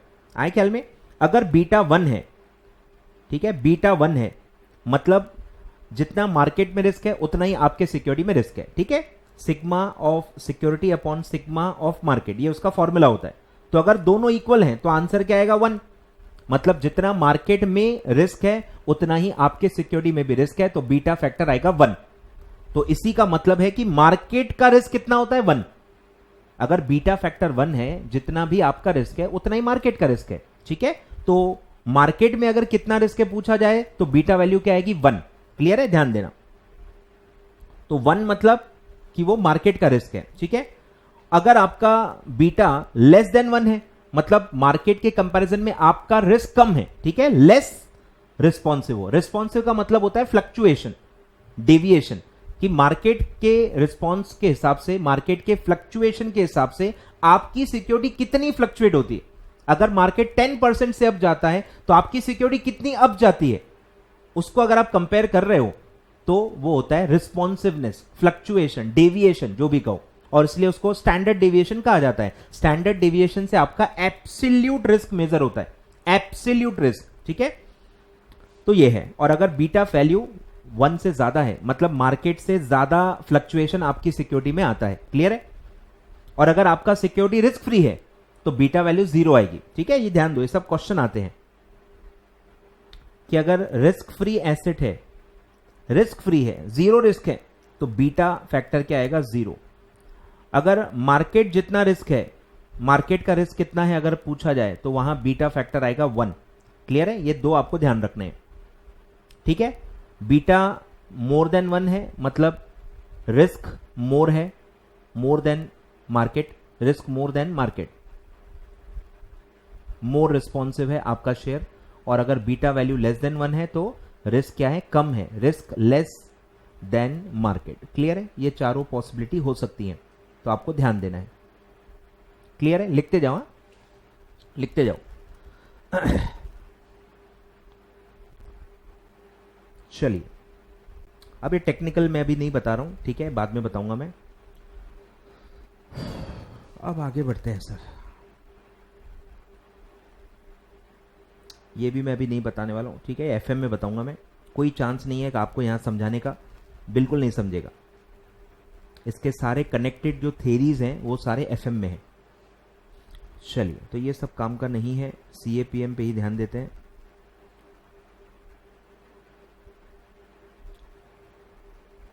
ठीक है, तो ये सारे फॉर्मूले आपको ध्यान रखने हैं। ये उसका पूरा फॉर्मूले का स्ट्रक्चर है। Risk free rate plus risk premium, दो उसके पार्ट्स होते हैं। रिस्क फ्री रेट मतलब आरएफ, यानी कोई भी गवर्नमेंट सिक्योरिटी में जो रिटर्न होता है उसको आप रिस्क फ्री रेट कह सकते हो। और रिस्क प्रीमियम जो मैंने बताया कि मार्केट के कंपैरिजन से आप रिलेटिव वे में निकालते हो और जिसके लिए आप बीटा फैक्टर यूज करते हो। क्लियर है, तो ऐसा है। अब ये भी क्वेश्चन आता है कि ये जो रिस्क फ्री रेट है ये काय के लिए कॉम्पेंसेशन है? रिस्क तो लिया ही नहीं आपने।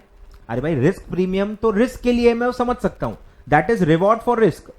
Risk premium is reward for risk, लेकिन रिस्क फ्री रेट काय के लिए? तो वो टाइम वैल्यू ऑफ मनी के लिए, कि टाइम तो बीत रहा है ना भाई, टाइम तो बीत रहा है, आपका पैसा कोई और तो यूज कर रहा है ना, तो कम से कम टाइम वैल्यू ऑफ मनी तो आपको मिलना चाहिए, तो वो होता है रिस्क फ्री रेट। ठीक है, ये भी क्वेश्चन आता है, ध्यान देना, सब कवर करवा रहा हूं।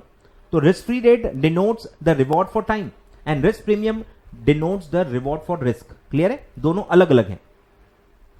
चलिए सर, चलिए चलिए चलिए आगे आगे आगे आगे।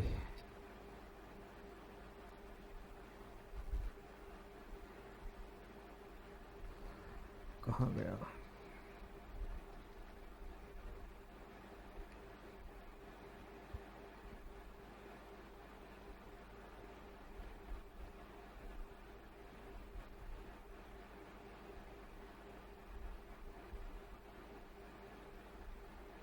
ठीक है, तो आपको सीएपीएम दिया ही नहीं है, ठीक है, उसके क्वेश्चन नहीं दिए हुए। तो अभी हम प्राइसिंग पे आते हैं। चलो, जिसका क्वेश्चन आपको आता है और काफी बच्चों को जिसमें कंफ्यूजन होता है। ध्यान दो, इसका पहले मैं बेस पढ़ा देता हूं, ठीक है, कि जो भी आप ये फॉर्मूले से निकालोगे उसको आप क्या कहोगे, एक्सपेक्टेड रिटर्न। ठीक है, ध्यान दो। अब पहले मैं कुछ बेसिक बताता हूं, पूरा ध्यान देना। कि सपोज मेरे सिक्योरिटी की वैल्यू है 10, ठीक है, मेरे सिक्योरिटी की वैल्यू है 10, उस पे मैं 10% कमा रहा हूं, तो वो आएगा 1। 10% पे 10 रुपीज पे 10% आएगा 1। क्लियर है? अब अगर मैं आपसे कहूं कि उसी की वैल्यू, अब थोड़े फिगर्स थोड़े बड़े लेने पड़ेंगे, रुक जाओ, गलत हो जाएगा, एक एक जीरो ऐड कर दो, छोड़ो। 100 पे 10 ये आएगा 10, ठीक है, 100 पे 10% 10 रुपीज आएगा। अब अगर मैं आपसे कहूं कि मेरे सिक्योरिटी की वैल्यू हो गई 200, वैल्यू, ठीक है, फेस वैल्यू नहीं, ये जो 10% है, ठीक है, ये मैं फेस वैल्यू के हिसाब से बता रहा हूं कि भाई फेस वैल्यू 100 है, उस पर आप रिटर्न बांट रहे हो 10 रुपीज, ठीक है। अब अगर उसी को, ये 10 रुपीज को मैं 200 पे अगर कैलकुलेट करूं, एक है फॉर एग्जाम्पल एक्चुअल प्राइस और एक है एक्सपेक्टेड प्राइस, ठीक है, ऐसे दो अलग अलग प्राइस होते हैं। जैसे रिटर्न दो होते हैं, एक होता है एक्सपेक्टेड रिटर्न और एक होता है एक्चुअल रिटर्न। आए ख्याल में? अंडर प्राइसिंग, ओवर प्राइसिंग, तो दो अलग अलग रिटर्न्स को कंपेयर करके आती है, ठीक है। तो मैं आपको एक मैथमेटिक्स समझा रहा हूं, वो पहले हम समझ लेते हैं कि अगर यही मैं 200 पे निकालूं तो 10 डिवाइडेड बाय 200 आप करोगे तो वो आएगा 5%। ध्यान दो, अगर आप 100 पे निकालोगे रिटर्न को, रिटर्न 10 ही मिलने वाला है, ठीक है, ये ध्यान दो। एब्सोल्यूट अमाउंट में आपको 10 रुपए ही मिल रहा है, रिटर्न एब्सोल्यूट रुपीज में 10 रुपए ही मिल रहा है, पर अगर मैं अलग अलग वैल्यू परसीव करूं तो उसका परसेंटेज अलग अलग है।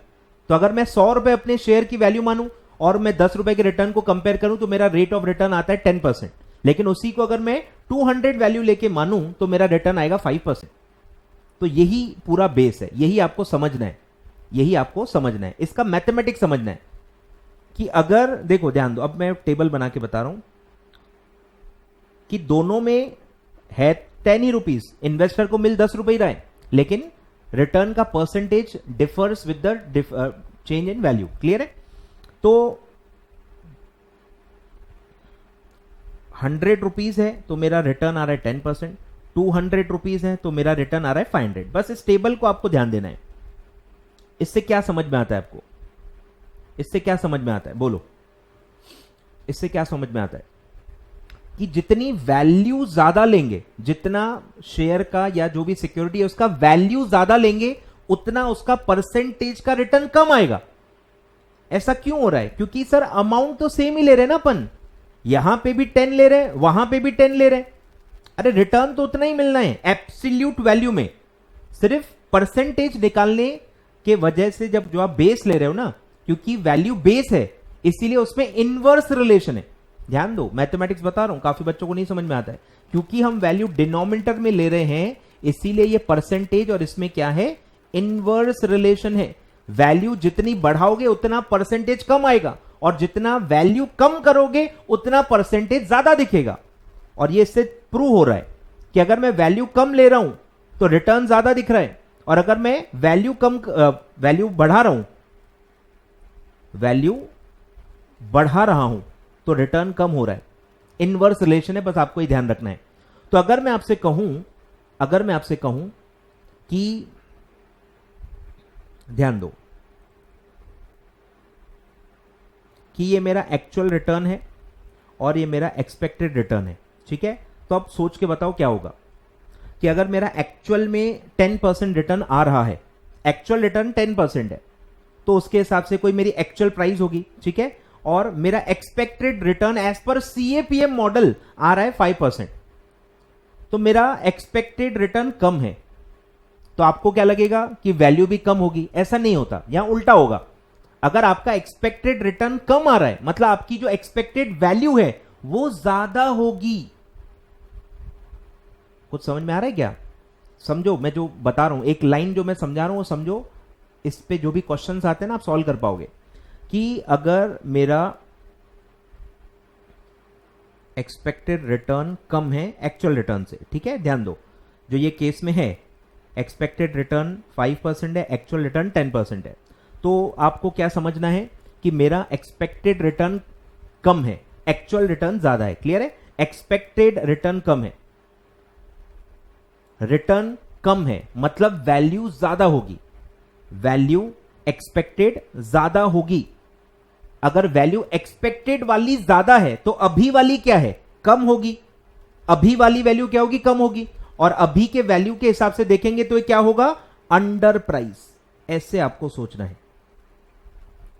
कम ऑन, साथ साथ में बोलो कि अगर मेरी एक्सपेक्टेड रिटर्न कम है, ऐसे स्टेप बाय स्टेप जाना है कि एक्सपेक्टेड रिटर्न कम है मतलब एक्सपेक्टेड वैल्यू ज्यादा होगी। अब अगर एक्सपेक्टेड वैल्यू ज्यादा है मतलब अभी की वैल्यू तो कम हुई ना, मतलब अभी की जो प्राइसिंग है वो अंडर प्राइस्ड है, अभी जो मेरी सिक्योरिटी की प्राइस है वो अंडर प्राइस्ड है। तो आपको ये रिलेशन दिया होगा एक्सपेक्टेड और एक्चुअल रिटर्न में, वो आपको पूछा रहेगा कि भैया बताओ कि ये सिक्योरिटी अंडर प्राइस्ड है कि ओवर प्राइस्ड है। तो आपको ऐसे स्टेप बाय स्टेप जाना है, ऐसे आपको स्टेप बाय स्टेप जाना है। ठीक है? पहला स्टेप क्या है कि एक्सपेक्टेड रिटर्न कम है, रिटर्न कम है। रिटर्न कम क्यों आता है सर?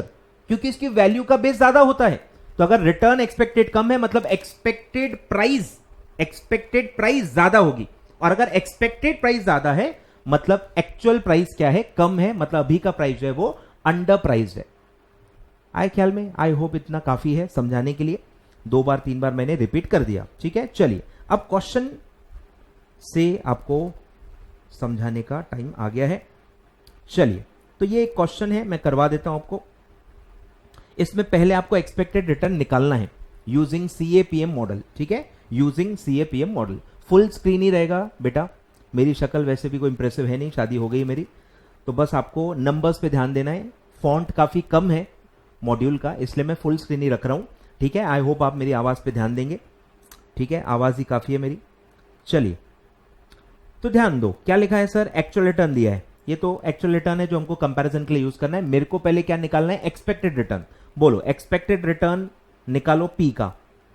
इसके लिए आपको दिया गया, देखो रिस्क फ्री रेट है 7%, मार्केट का एक्सपेक्टेड रिटर्न है 17, और आपका बीटा फैक्टर दिया है 0.6। ठीक है, वैल्यूज पुट करो। RF कितना है? 7% plus beta factor 0.6 into RM minus RF, RM minus RF। बोलो, ये तो 7% ही आएगा, प्लस पहले ब्रैकेट की वैल्यू निकालो। 17 माइनस 7 10, 10 इंटू 0.6, 6 प्लस 7 13। आ रहा है क्या? अरे यार, इसमें भी गड़बड़। अरे यहां पे 0.7 लिया, मेरी गलती नहीं है, यहां 0.6 दिया है। ठीक है, यहां 0.6 दिया है और इंस्टीट्यूट ने 0.7 लिया है। क्या बात है? हेंस प्रूव्ड कि मॉड्यूल में एरर होते हैं। ठीक है, बार बार टीचर्स को गलत मत समझो। ठीक है, तो अब मैं आई डोंट नो क्या लूं, मैं इसको 0.7 कर देता हूं यार, छोड़ो। ठीक है, 0.7 ले लो, कोई दिक्कत नहीं है सर, 2 मिनट का काम है, 0.7 ले लो। बोलो, तो 10 इंटू 7 ये आएगा 7, तो भी आंसर गलत है। ये क्या मजाक है? ये क्या मजाक है? कोई समझा सकता है मेरे को? ये क्या मजाक कर दिया इंस्टीट्यूट ने? 7%, ये आएगा 10, 10 इंटू 7.7, वो भी 7 आएगा। अरे तो भी 7 प्लस 7 14 होता है भाई, ये तो मेरे समझ के बाहर है। ठीक है, छोड़ो, मेरे भी समझ के बाहर हो गया है क्या निकाला इंस्टीट्यूट ने। I don't know. ठीक है, चलो, तो जो डेटा है सर उसके हिसाब से निकालो।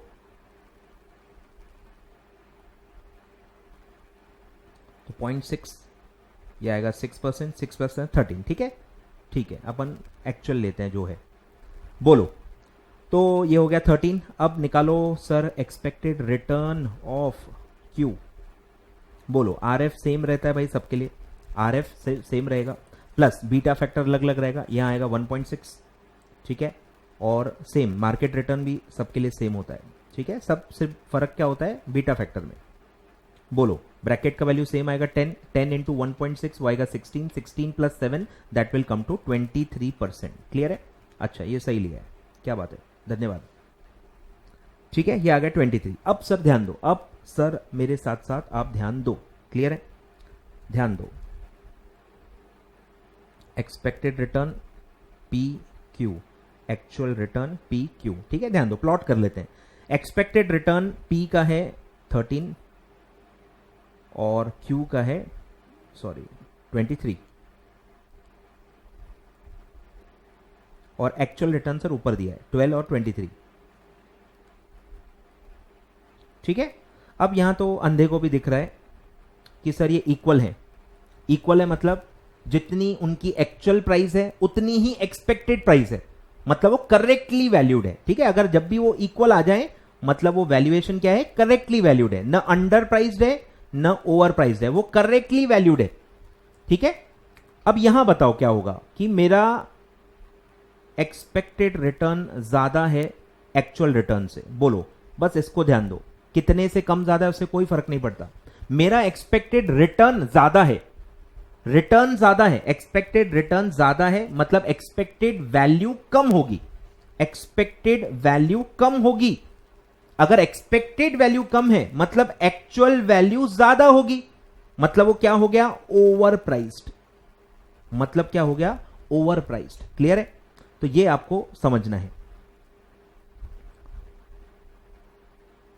अब यहां अंडर ओवर दिया नहीं है, actual return is lower than expected return, hence therefore it is inefficiently priced, वो ठीक है, लेकिन अंडर प्राइस्ड है कि ओवर प्राइस्ड है यहां पे दिया भी नहीं है, ठीक है। चलो ये लेकिन लिख लो, ये लिख लो, स्क्रीनशॉट ले लो इसका जल्दी,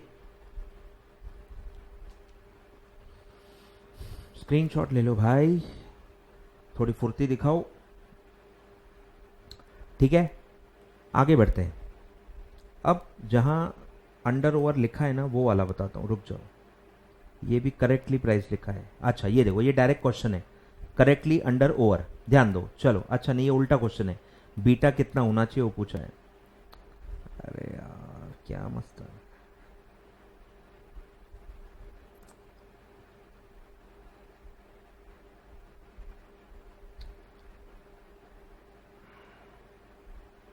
एक काम करते हैं, पास्ट पेपर में ढूंढ लेते हैं, चलो।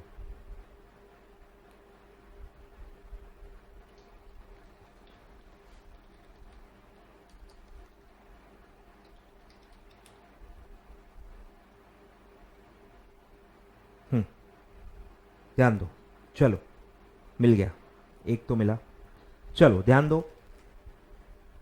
Risk free rate of return on government treasury bond, ठीक है, गवर्नमेंट का ट्रेजरी बॉन्ड है, उस पर 5.5% आपको रिटर्न मिल रहा है, मतलब ये आरएफ है, रिस्क फ्री रेट।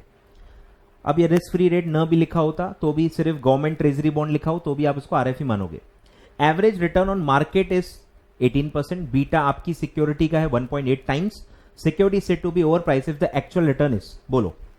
अब पहले आप इसमें क्या निकालोगे, एक्सपेक्टेड रिटर्न निकालो, तभी तो आप कुछ बता पाओगे। पहले एक्सपेक्टेड रिटर्न निकालो, तो RF 5.5 plus beta 1.8, RM minus RF निकालो। पहले ब्रैकेट का वैल्यू निकालो, 18 माइनस 5.5, ब्रैकेट की वैल्यू है 12.5, 12.5 into 1.8 that comes to 22.5, 22.5 plus 5.5 तो ये आएगा 28%।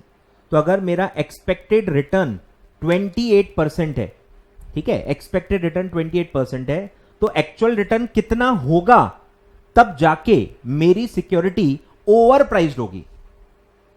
समझ रहा है? एक्चुअल मतलब प्राइस, ओवर कब होगी ये आपको बताना है, पूरा उल्टा क्वेश्चन है, ठीक है। तो स्टेप बाय स्टेप सोचते हैं,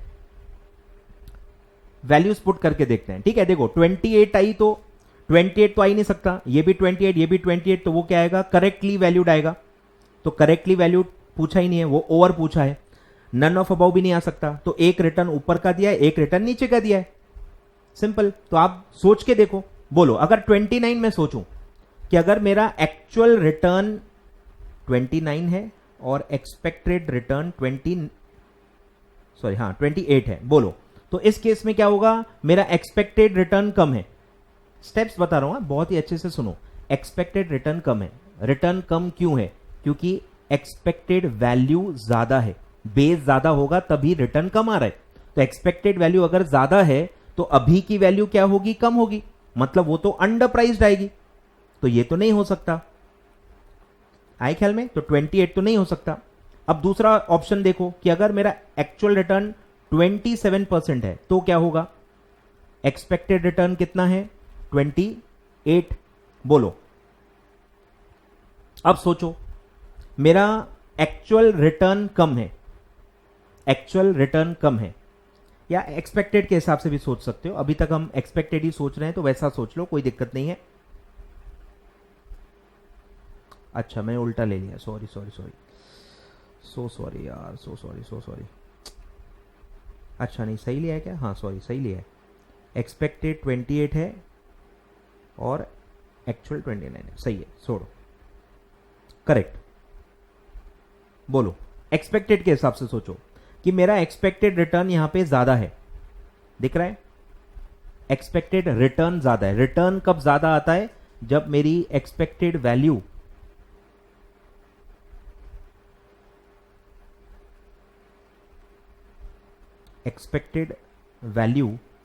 मेरी कम होगी, ठीक है? एक्सपेक्टेड रिटर्न ज्यादा है, ज्यादा क्यों है? क्योंकि वैल्यू कम है। अगर एक्सपेक्टेड वैल्यू कम है मतलब एक्चुअल वैल्यू क्या होगी? ज्यादा, मतलब वो क्या होगी? Over priced. आ रहा है समझ में? देखो इसमें अंडर प्राइस्ड आई थी और इसमें आई थी ओवर प्राइस्ड, तो आंसर क्या आएगा आपका? 27, ठीक है? उल्टा क्वेश्चन है, काफी टफ है, बट लॉजिक पता है तो आप कोई भी टाइप का क्वेश्चन सॉल्व कर सकते हो। क्लियर है? तो ऐसा आपको सोचना है, ठीक है? एक एक स्टेप एट ए टाइम आपको सोचना है और फिर आपको पता चलेगा कि वो अंडर प्राइस्ड है कि ओवर प्राइस्ड है। क्लियर है? चलिए सर, तो इसको बना लो, ध्यान दो कि अगर एक्सपेक्टेड रिटर्न, सिचुएशन ही कितनी है भाई? 3 ही तो सिचुएशन है।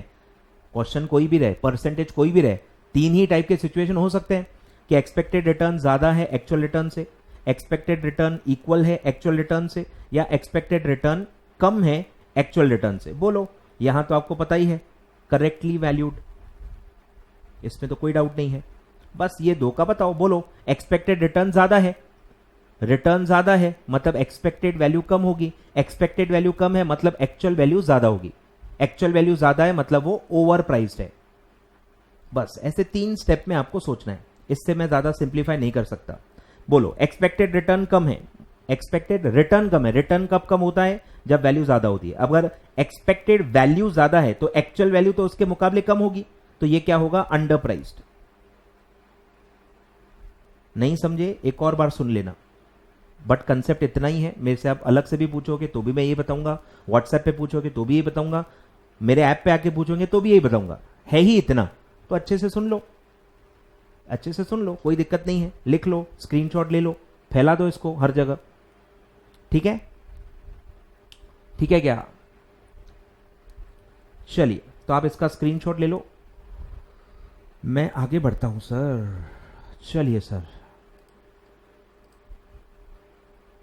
चलिए ठीक है।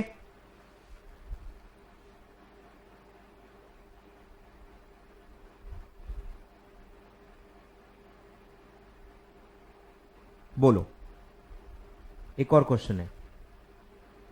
रिस्क फ्री रेट 5% है, average return on market 17.5, beta कितना है वो आपसे पूछा है, रिवर्स क्वेश्चन है। If security is correctly priced with actual return of 25, बोलो, सोचो। वो कह रहे हैं कि सिक्योरिटी करेक्टली वैल्यूड है। करेक्टली वैल्यूड है तो क्या होता है उस पे? करेक्टली वैल्यूड में क्या होता है? Expected return is equal to actual return. Actual return दिया हुआ है मतलब मेरा एक्सपेक्टेड रिटर्न भी कितना होगा? 25। तो मुझे सीएपीएम के हिसाब से एक्सपेक्टेड रिटर्न दिया हुआ है, पूछा क्या है कि बीटा कितना है। बोलो, expected return that is 25 is equal to R F 5% plus beta जो कि निकालना है R M 17.5 minus R F यानी कि 5%। बोलो, बीटा फैक्टर निकालना है, डब्बे की वैल्यू निकालो, 17.5 माइनस 5 दैट कम्स टू 12.5। इसको इधर भेज लो। बोलो, बीटा इंटू ये डब्बा आया 12.5, 12.5 बीटा इज इक्वल टू, ये प्लस है इधर आएगा तो माइनस, 25 माइनस 5 आएगा 20, तो beta is equal to 20 divided by 12.5। इतना मैथ्स आई होप आपको आता ही होगा। तो ये आएगा 1.6 टाइम्स, 1.6 टाइम्स। क्लियर है? तो कोई दिक्कत नहीं है सर, इक्वेशन शफल करना है। नॉर्मली आपको सारे वैल्यूज दिए होते हैं, एक्सपेक्टेड रिटर्न पूछा होता है। अब एक्सपेक्टेड रिटर्न दिया हुआ है, आपको बीटा पूछा है, कल जाके आरएफ पूछ सकते हैं, कल जाके आरएम पूछ सकते हैं, जो भी पूछे आपको आएगा ही आएगा। रेशो कैश फ्लो आप अगर पढ़ते हो, इक्वेशन आप घुमाते हो, तो ये तो आपके लिए इजी होना चाहिए। क्लियर है? चलिए सर, तो ये भी एक टाइप ऑफ क्वेश्चन है, मैंने आपको कवर करवा दिया। ठीक है, एक्सपेक्टेड रिटर्न दिया हुआ है और सीएपीएम मॉडल को यूज करके आपको बीटा निकालना है, तो इस तरह से आप उसको निकाल सकते हो। क्लियर है? चलिए सर, आगे बढ़ते हैं। बोलो सर, एक और मिल गया, क्या बात है, सारे पास के मैं कवर करवा रहा हूं, थैंक मी लेटर। चलिए, तो रिस्क फ्री रेट है sir 8%, RF 8%, broad market index यानी आरएम है 15%, एक्चुअल रिटर्न, अच्छा देखो एक्चुअल दिया, actual return provided by security is 18%, what must be its beta if security is correctly valued. देखो same question repeat हुआ है, दोनों एग्जाम में सेम क्वेश्चन रिपीट हुआ है, फिर रिपीट हो सकता है, लॉजिक तो सेम है, ध्यान दो। तो एक्चुअल रिटर्न है 18% और ये कह रहे हैं कि सिक्योरिटी करेक्टली प्राइस्ड है, करेक्टली प्राइस्ड है तो actual return should be equal to expected return और expected return will equal to 18%। बोलो, तो 18% आपको दिया हुआ है is equal to RF 8% plus beta निकालना है, आरएम 15% माइनस आरएफ 8%। सेम, पहले ब्रैकेट सॉल्व करो, 15 माइनस 8 7, तो 7 beta 7% beta is equal to, इसको इधर भेजो, 8 यहां प्लस है वहां माइनस हो जाएगा, 18 माइनस 8 10%, तो beta is equal to 10% divided by 7%, 1.42843 round off. Simple है, कुछ भी नहीं है सर, कुछ भी नहीं है, 1 मार्क आपके जेब में। चलिए सर, अच्छा ये भी बता दो, relationship between risk and return established by security market line is called as, अब भी आपको थ्योरी में बताया, सीएपीएम मॉडल आ चुका है। ठीक है, चलिए सर, और क्या है,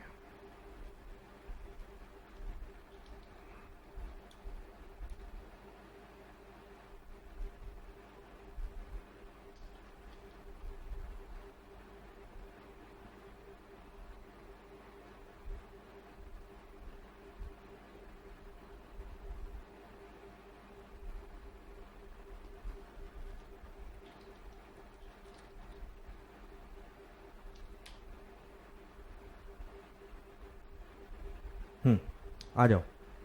अब मैं जो क्वेश्चन है उसके हिसाब से जो थ्योरी या फॉर्मूले की नीड है वो मैं आपको समझा रहा हूं, ध्यान दो।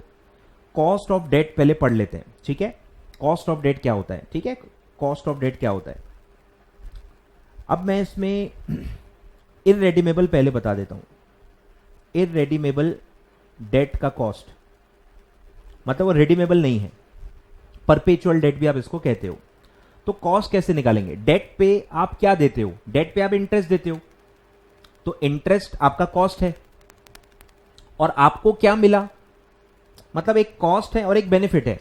आप क्या दे रहे हो वो आपका कॉस्ट है जो कि इंटरेस्ट है, आपको क्या मिला, पैसा, तो जितना भी पैसा आपको यूज करने के लिए मिला उससे आप डिवाइड कर लो, तो उसको कहते हैं नेट प्रोसीड्स। जितना भी पैसा आपको डेट इशू करके मिला वो आपका नेट प्रोसीड होता है। ठीक है, तो इसका फॉर्मूला होता है interest upon net proceeds into 100। अब ये आता है प्री टैक्स, क्योंकि मैंने टैक्स का इफेक्ट नहीं लिया। अब आपने इनकम टैक्स में विवेक सर से पढ़ा ही होगा कि इंटरेस्ट टैक्स डिडक्टेबल होता है, मतलब उसमें टैक्स का बेनिफिट मिलता है, तो इसीलिए हम लेते हैं 1 माइनस टी। इंटरेस्ट को क्या लेते हैं, आफ्टर टैक्स, तो उसको क्या कहेंगे, after tax cost of debt. ठीक है, तो एक आता है प्री टैक्स, प्री टैक्स में सिर्फ क्या करेंगे, 1 माइनस टी नहीं लेंगे, सीधे सीधे इंटरेस्ट लेंगे जो भी आप पे कर रहे हो, उसको नेट प्रोसीड से डिवाइड करके इंटू 100 कर देंगे, वो आएगा pre tax cost of debt. और अगर पोस्ट टैक्स या after tax cost of debt पूछा हुआ है तो बस ब्रैकेट में क्या लेना है, 1 माइनस टी। क्लियर है, तो ये आएगा डेट का कॉस्ट। अब ये कंबाइंड वर्ड कब आता है, जब आपने डेट अलग अलग जगह से लिए, एक जगह से पूरा डेट नहीं लिया है, दो अलग अलग जगह से डेट ली है, दोनों का कॉस्ट अलग अलग है, पर आपको पता करना है कि पूरे डेट पे क्या कॉस्ट है, पूरे डेट का जो भी पैसा है उसके 1 रुपी पे क्या आपका कॉस्ट है। तो आपको वेटेड एवरेज लेना है, बेसिकली आपको क्या करना है, वेटेड एवरेज लेना है। पहले दोनों का इंडिविजुअल डेट का कॉस्ट आप निकाल लो, फिर उसका अमाउंट में कितना वेटेज है वो निकाल लो और वेटेड एवरेज निकाल लो, तो कंबाइंड कॉस्ट ऑफ डेट आ जाएगा। क्लियर है, बोलो क्या होगा। पहले मैं इंडिविजुअल आपको निकाल के बताता हूं, बोलो। दो इसमें डेट्स हैं, पहला है 12% डिबेंचर्स ऑफ 40 लैक्स, ठीक है, अमाउंट दिया है, अमाउंट ही क्या होता है, वेटेज, और एक है देखो 13%, यहां 12%, यहां 13%, दोनों का कॉस्ट अलग आएगा ऑब्वियसली, और अमाउंट भी देखो, एक का 40 लाख है, दूसरे का 60 लाख है, तो 40 60 यानी आपने पूरा डेट कितना लिया, 1 करोड़, 1 करोड़ का आपका डेट है। अब आपको पता करना है कि ये पूरा जो 1 करोड़ मैंने लिया है इसका कॉस्ट कितना है। अब पूरा एक जगह से आया नहीं है, पूरा एक जगह से आया होता तो बात ही खत्म। प्रॉब्लम ये है कि 40 लैक्स कहीं और से आया है, 60 लैक्स कहीं और से आया है, दोनों का कॉस्ट अलग है, लेकिन मुझे ये पता करना है कि पूरे 1 करोड़ का कॉस्ट कितना है, तो इसीलिए हमको निकालना है combined cost of debt. Clear है?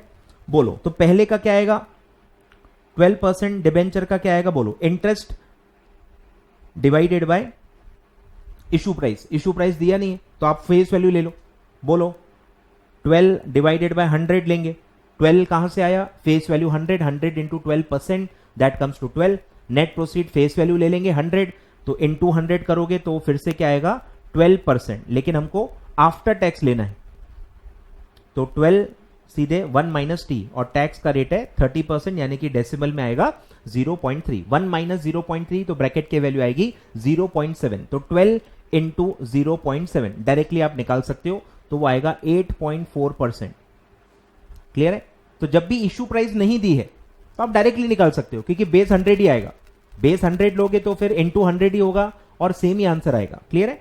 तो 13% डिबेंचर का क्या आएगा, बोलो, सेम 13 डिवाइडेड बाय 100 इंटू 100, तो प्री टैक्स आएगा 13%, आप 1 माइनस टैक्स ले लो, बोलो 13 इंटू 0.7 तो आएगा 9.1%। क्लियर है? अब बस क्या करना है, वेटेड एवरेज, बोलो वेटेड एवरेज करो, यहां बता देता हूं कि पहले ले लो रेट, एक है 8.4% और एक है 9.1%, बराबर 8.4 9.1। अब इसका वेटेज निकालो, पहले आप अमाउंट ले लो, यहां 40 यहां 60, टोटल 100। अब वेटेज निकालो, वेटेज कैसे निकालते हैं, 40 divided by total, 60 divided by total, बोलो 40 डिवाइडेड बाय 100 वो आएगा 0.4 वेट, और 60 डिवाइडेड बाय 100 वो आएगा 0.6, बस रेट इनटू वेट्स निकालो, 8.4 इंटू 0.4, तो वेटेड कितना है उसका कॉस्ट 3.36%, फिर 9.1 इंटू 0.6 तो आएगा 5.46%, और इसका सम ले लो, सम ऑफ इंडिविजुअल वो आएगा कंबाइंड कॉस्ट 3.36 प्लस 5.46, तो आपका कंबाइंड कॉस्ट है 8.82%, 8.82%। क्लियर है? दो ही स्टेप है, पहले इंडिविजुअल कॉस्ट निकाल लो, interest 1 minus tax, interest 1 minus tax, individual cost of debt आएगा, पोस्ट टैक्स लेना है, और बस उसका इस तरह से वेटेड एवरेज लेना है। ठीक है? ये है कॉस्ट परसेंटेज में, फिर ये उसका amount in the capital structure, फिर ये हमने वेट्स निकाला, individual amount divided by total, और फिर हमने कॉस्ट को वेट से मल्टीप्लाई किया, कॉस्ट को वेट से मल्टीप्लाई किया, और कॉस्ट को वेट के जितने भी आएंगे उसका समेशन लेना है, sum of all this is called as the combined cost of debt. Clear है? कंसेप्ट ख्याल में आया?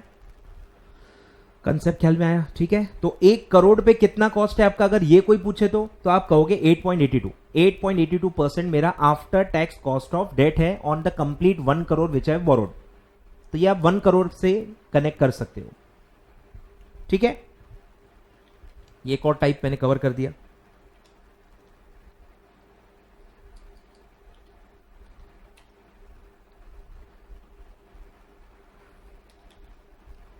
चलिए सर, और कुछ है नहीं तो अब हम मेरे शीट में जो है वो मैं पढ़ा देता हूं जल्दी।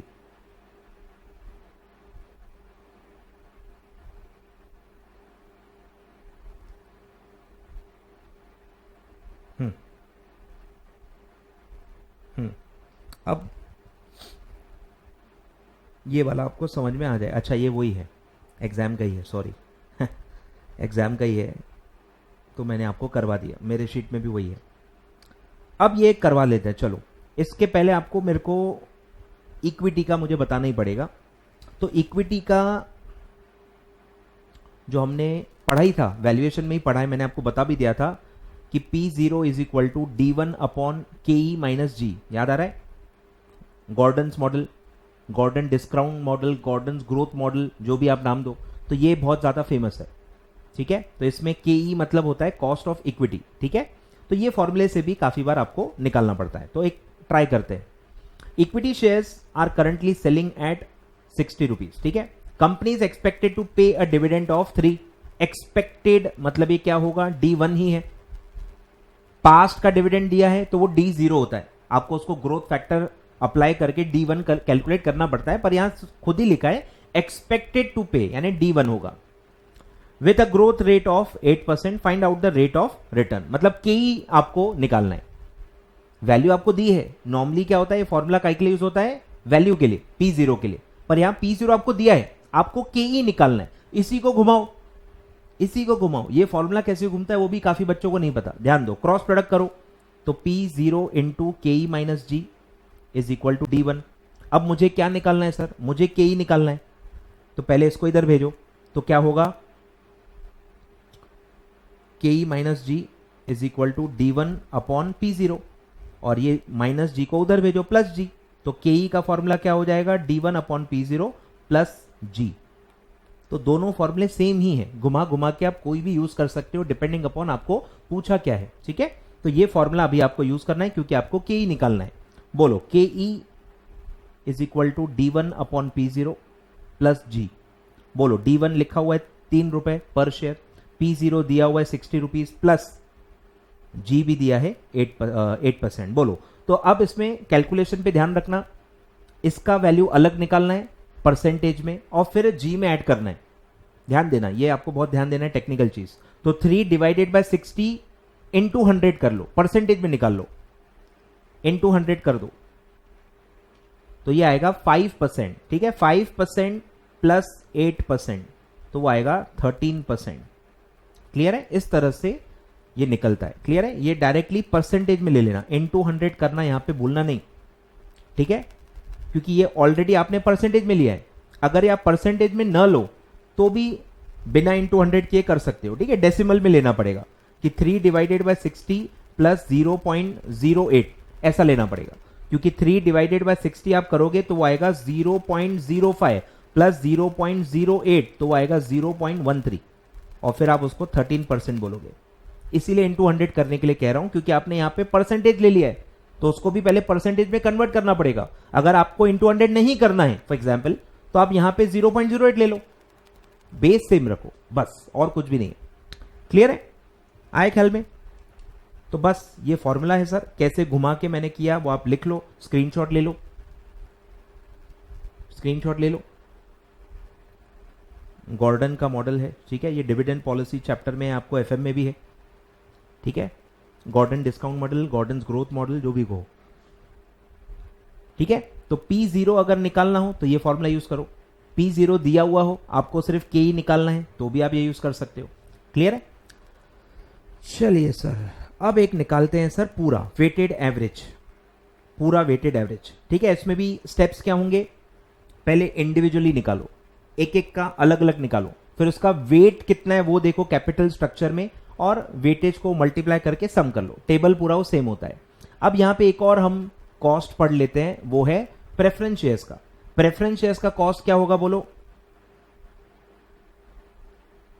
KP, तो वो होता है sir dividend divided by P0, मतलब वही फॉर्मूला है, डिविडेंड अपॉन नेट प्रोसीड, कि प्रेफरेंस शेयर्स पे कितना डिविडेंड आप दे रहे हो डिवाइडेड बाय प्रेफरेंस शेयर्स का इशू प्राइस क्या है, नेट प्रोसीड क्या है, वो आपको डिनोमिनेटर में लेना है इंटू 100, तो ये होता है KP। अब अगर आपका नेट प्रोसीड 100 ही है, अगर आपका नेट प्रोसीड 100 ही है तो आप डायरेक्टली ले सकते हो। मैंने कहा ना कि अगर मेरा प्रेफरेंस डिविडेंड है 12% और फेस वैल्यू है 100, तो 100 पे 12% मैं PD प्रेफरेंस डिविडेंड कितना दूंगा, 12 रुपए, तो 12 रुपए डिवाइडेड बाय 100 इंटू 100, तो ये 100 कैंसिल ही होना है, तो डायरेक्टली आपका कॉस्ट कितना आएगा, 12%, वो तो ऊपर ही था ना। तो डायरेक्ट भी ले सकते, अगर आपका इशू प्राइस या आपका नेट प्रोसीड फेस वैल्यू ही है तो डायरेक्ट जितना प्रेफरेंस डिविडेंड का रेट है वही आपका कॉस्ट ऑफ प्रेफरेंस होगा। सेम गोज फॉर डिबेंचर्स, ठीक है, ध्यान दो। चलो एक एक करते हैं। सबसे पहले KD निकालो, कॉस्ट ऑफ डेट, बोलो 14% रेट ऑफ इंटरेस्ट दिया हुआ है, कुछ भी दिया नहीं है तो फेस वैल्यू 100 ही होगी, ठीक है। तो आपको नॉर्मल निकालना है, तो इंटरेस्ट 14% है, सीधे मैं लूंगा 1 माइनस टी, टैक्स रेट है 50% यानी कि 0.5, ठीक है। बोलो 14 ब्रैकेट की वैल्यू क्या आएगी, 1 माइनस 0.5, 0.5 आएगी, 0.5 इंटू 14% वो आएगा 7%। तो आपका केडी आफ्टर टैक्स कितना है, 7%। फिर है केपी क्या आएगा, बोलो 10% दिया हुआ है, सेम फेस वैल्यू 100 ही ले लो, इशू प्राइस भी 100 ही ले लो, तो डायरेक्टली 10 ही आएगा। अब यहां 1 माइनस टी नहीं आता क्योंकि प्रेफरेंस का जो डिविडेंड है, dividend is an appropriation of profit, it is not tax deductible.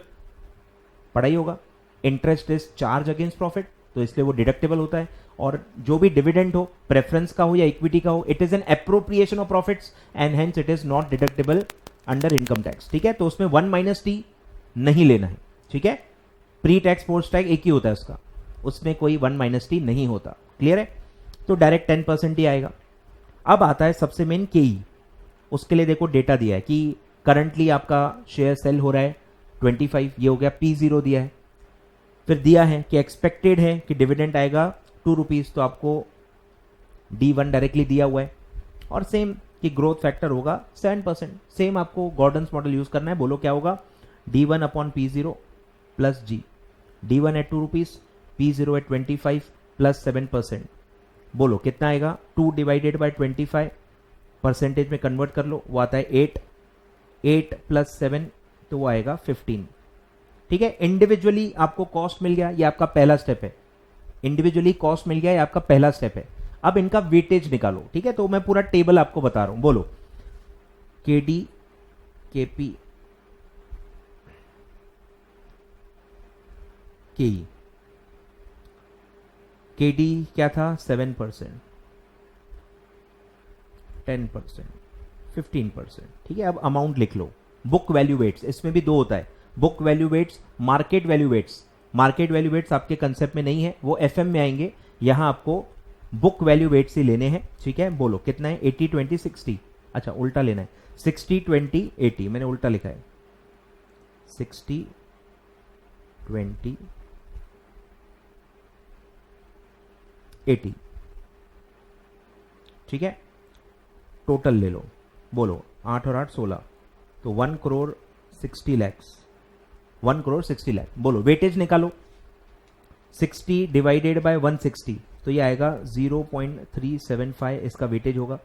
20 divided bye 160, तो इसका वेटेज आएगा 0.125, और ये तो आधा ही है 0.5।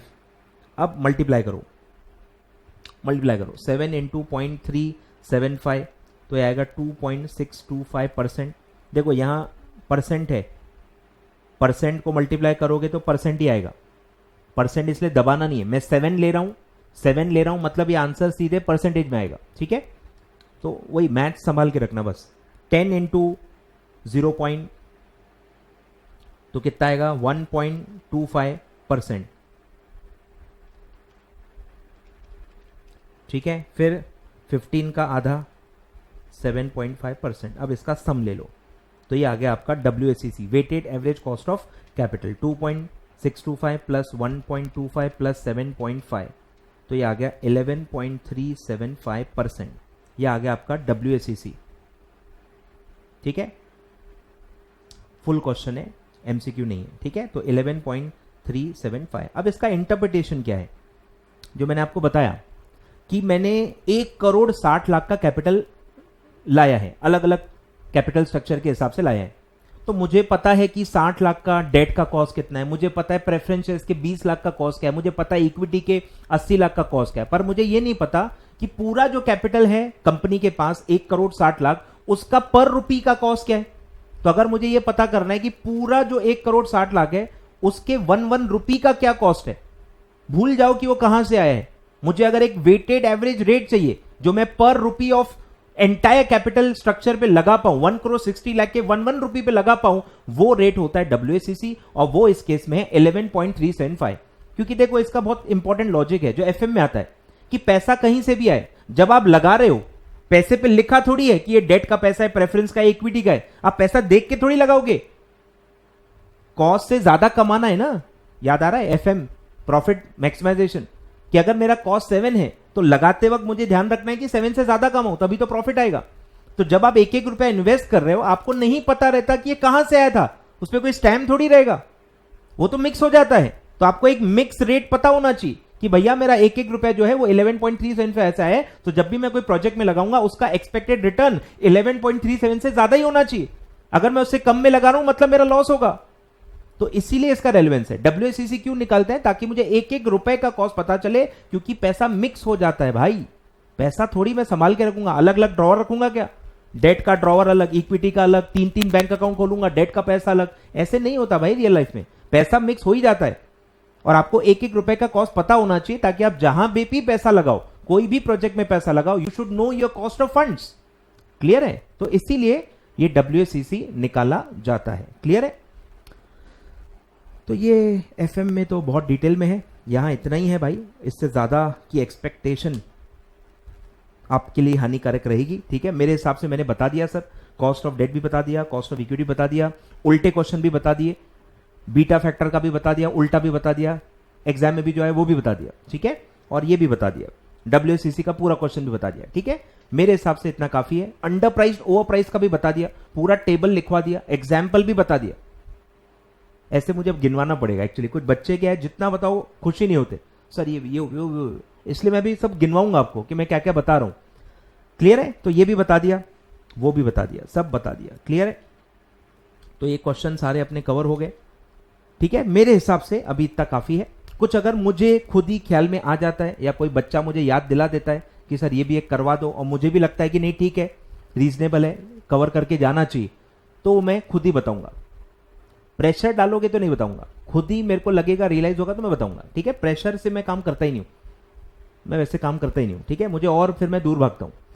तो फिर भी आप बता देना, अगर CMA में ही बताना रेलेवेंट रहेगा तो CMA में ही बता दूंगा, नहीं तो मैं FM में बताऊंगा, क्योंकि कुछ टॉपिक में मेरे हिसाब से मैं समझा ही FM में पाऊंगा, यहां मैं समझा ही नहीं पाऊंगा, क्योंकि इसके कनेक्टेड टॉपिक CMA में है नहीं। जैसे आर्बिट्राज प्राइसिंग थ्योरी बोलना ही नहीं, भूल से भी नहीं बोलना, क्योंकि मैं यहां नहीं पढ़ा सकता। वो उसके जो कनेक्टेड पूरे टॉपिक्स हैं और भी 2-3 थेरीज हैं, वो जब तक उसके साथ में नहीं बताता ना तब तक मुझे मजा नहीं आएगा पढ़ाने में। और सर मैं अपने मजे के लिए पढ़ा रहा हूं, सजा के लिए नहीं। ठीक है, तो ध्यान देना, वो मैं FM में पढ़ाऊंगा डेफिनेटली, मैं आपको बता चुका हूं। FM का भी क्लास होगा, जितना भी होगा, जो भी होगा, मेन सारी चीजें कवर होने वाली हैं उसमें भी। तो निश्चिंत रहें और इंतजार करें सही समय का, उसमें ये भी मैं कवर करवा लूंगा। क्लियर है? चलिए, तो CMA का जो पेपर पैटर्न है, CMA में जो क्वेश्चन आते हैं सर, उसके हिसाब से मैंने मेरे हिसाब से कवर करवा दिया है। कल आगे बढ़ेंगे। ठीक है, thank you so much for watching the complete video. यहां तक अगर आप पहुंचे हो तो भैया थैंक यू सो मच। पूरा वीडियो देख रहे हो, फास्ट फॉरवर्ड करके देखो, जैसे भी देखा होगा कोई फर्क नहीं पड़ता, यहां तक पहुंच रहे हो मतलब आपको फायदा जरूर होगा। ठीक है, और वीडियो लाइक किए बिना जाना नहीं। कल फिर से हम मिलेंगे 11 बजे, फिर से कल मिलेंगे 11 बजे और आगे का टॉपिक बढ़ाएंगे। यहां वैल्यूएशन मेरे हिसाब से इनफ है, थेरी भी बहुत अच्छे से मैंने बता दी, सारे पंचवर्ड्स बता दिए, इंड AS भी वैल्यूएशन से रिलेटेड क्या कहते हैं सब बता दिए, AS26 भी बता दिया, रजिस्टर्ड वैल्यूअर का भी बता दिया। आई थिंक इतना रिवीजन के हिसाब से काफी है। तो पूछना मत कि सर ये काफी है क्या, मैं खुद ही बता रहा हूं। यस, मेरे हिसाब से इतना काफी है, आप इतना अच्छे से रिवाइज करके जाइए, मेरे हिसाब से अच्छा है। ठीक है, चलिए, thank you so much, thank you so much. कल मिलेंगे सर आगे नेक्स्ट टॉपिक के साथ। बने रहिए इस सीरीज में, फायदा लेते रहिए, आगे बढ़ते रहिए। ठीक है, thank you so much, good bye.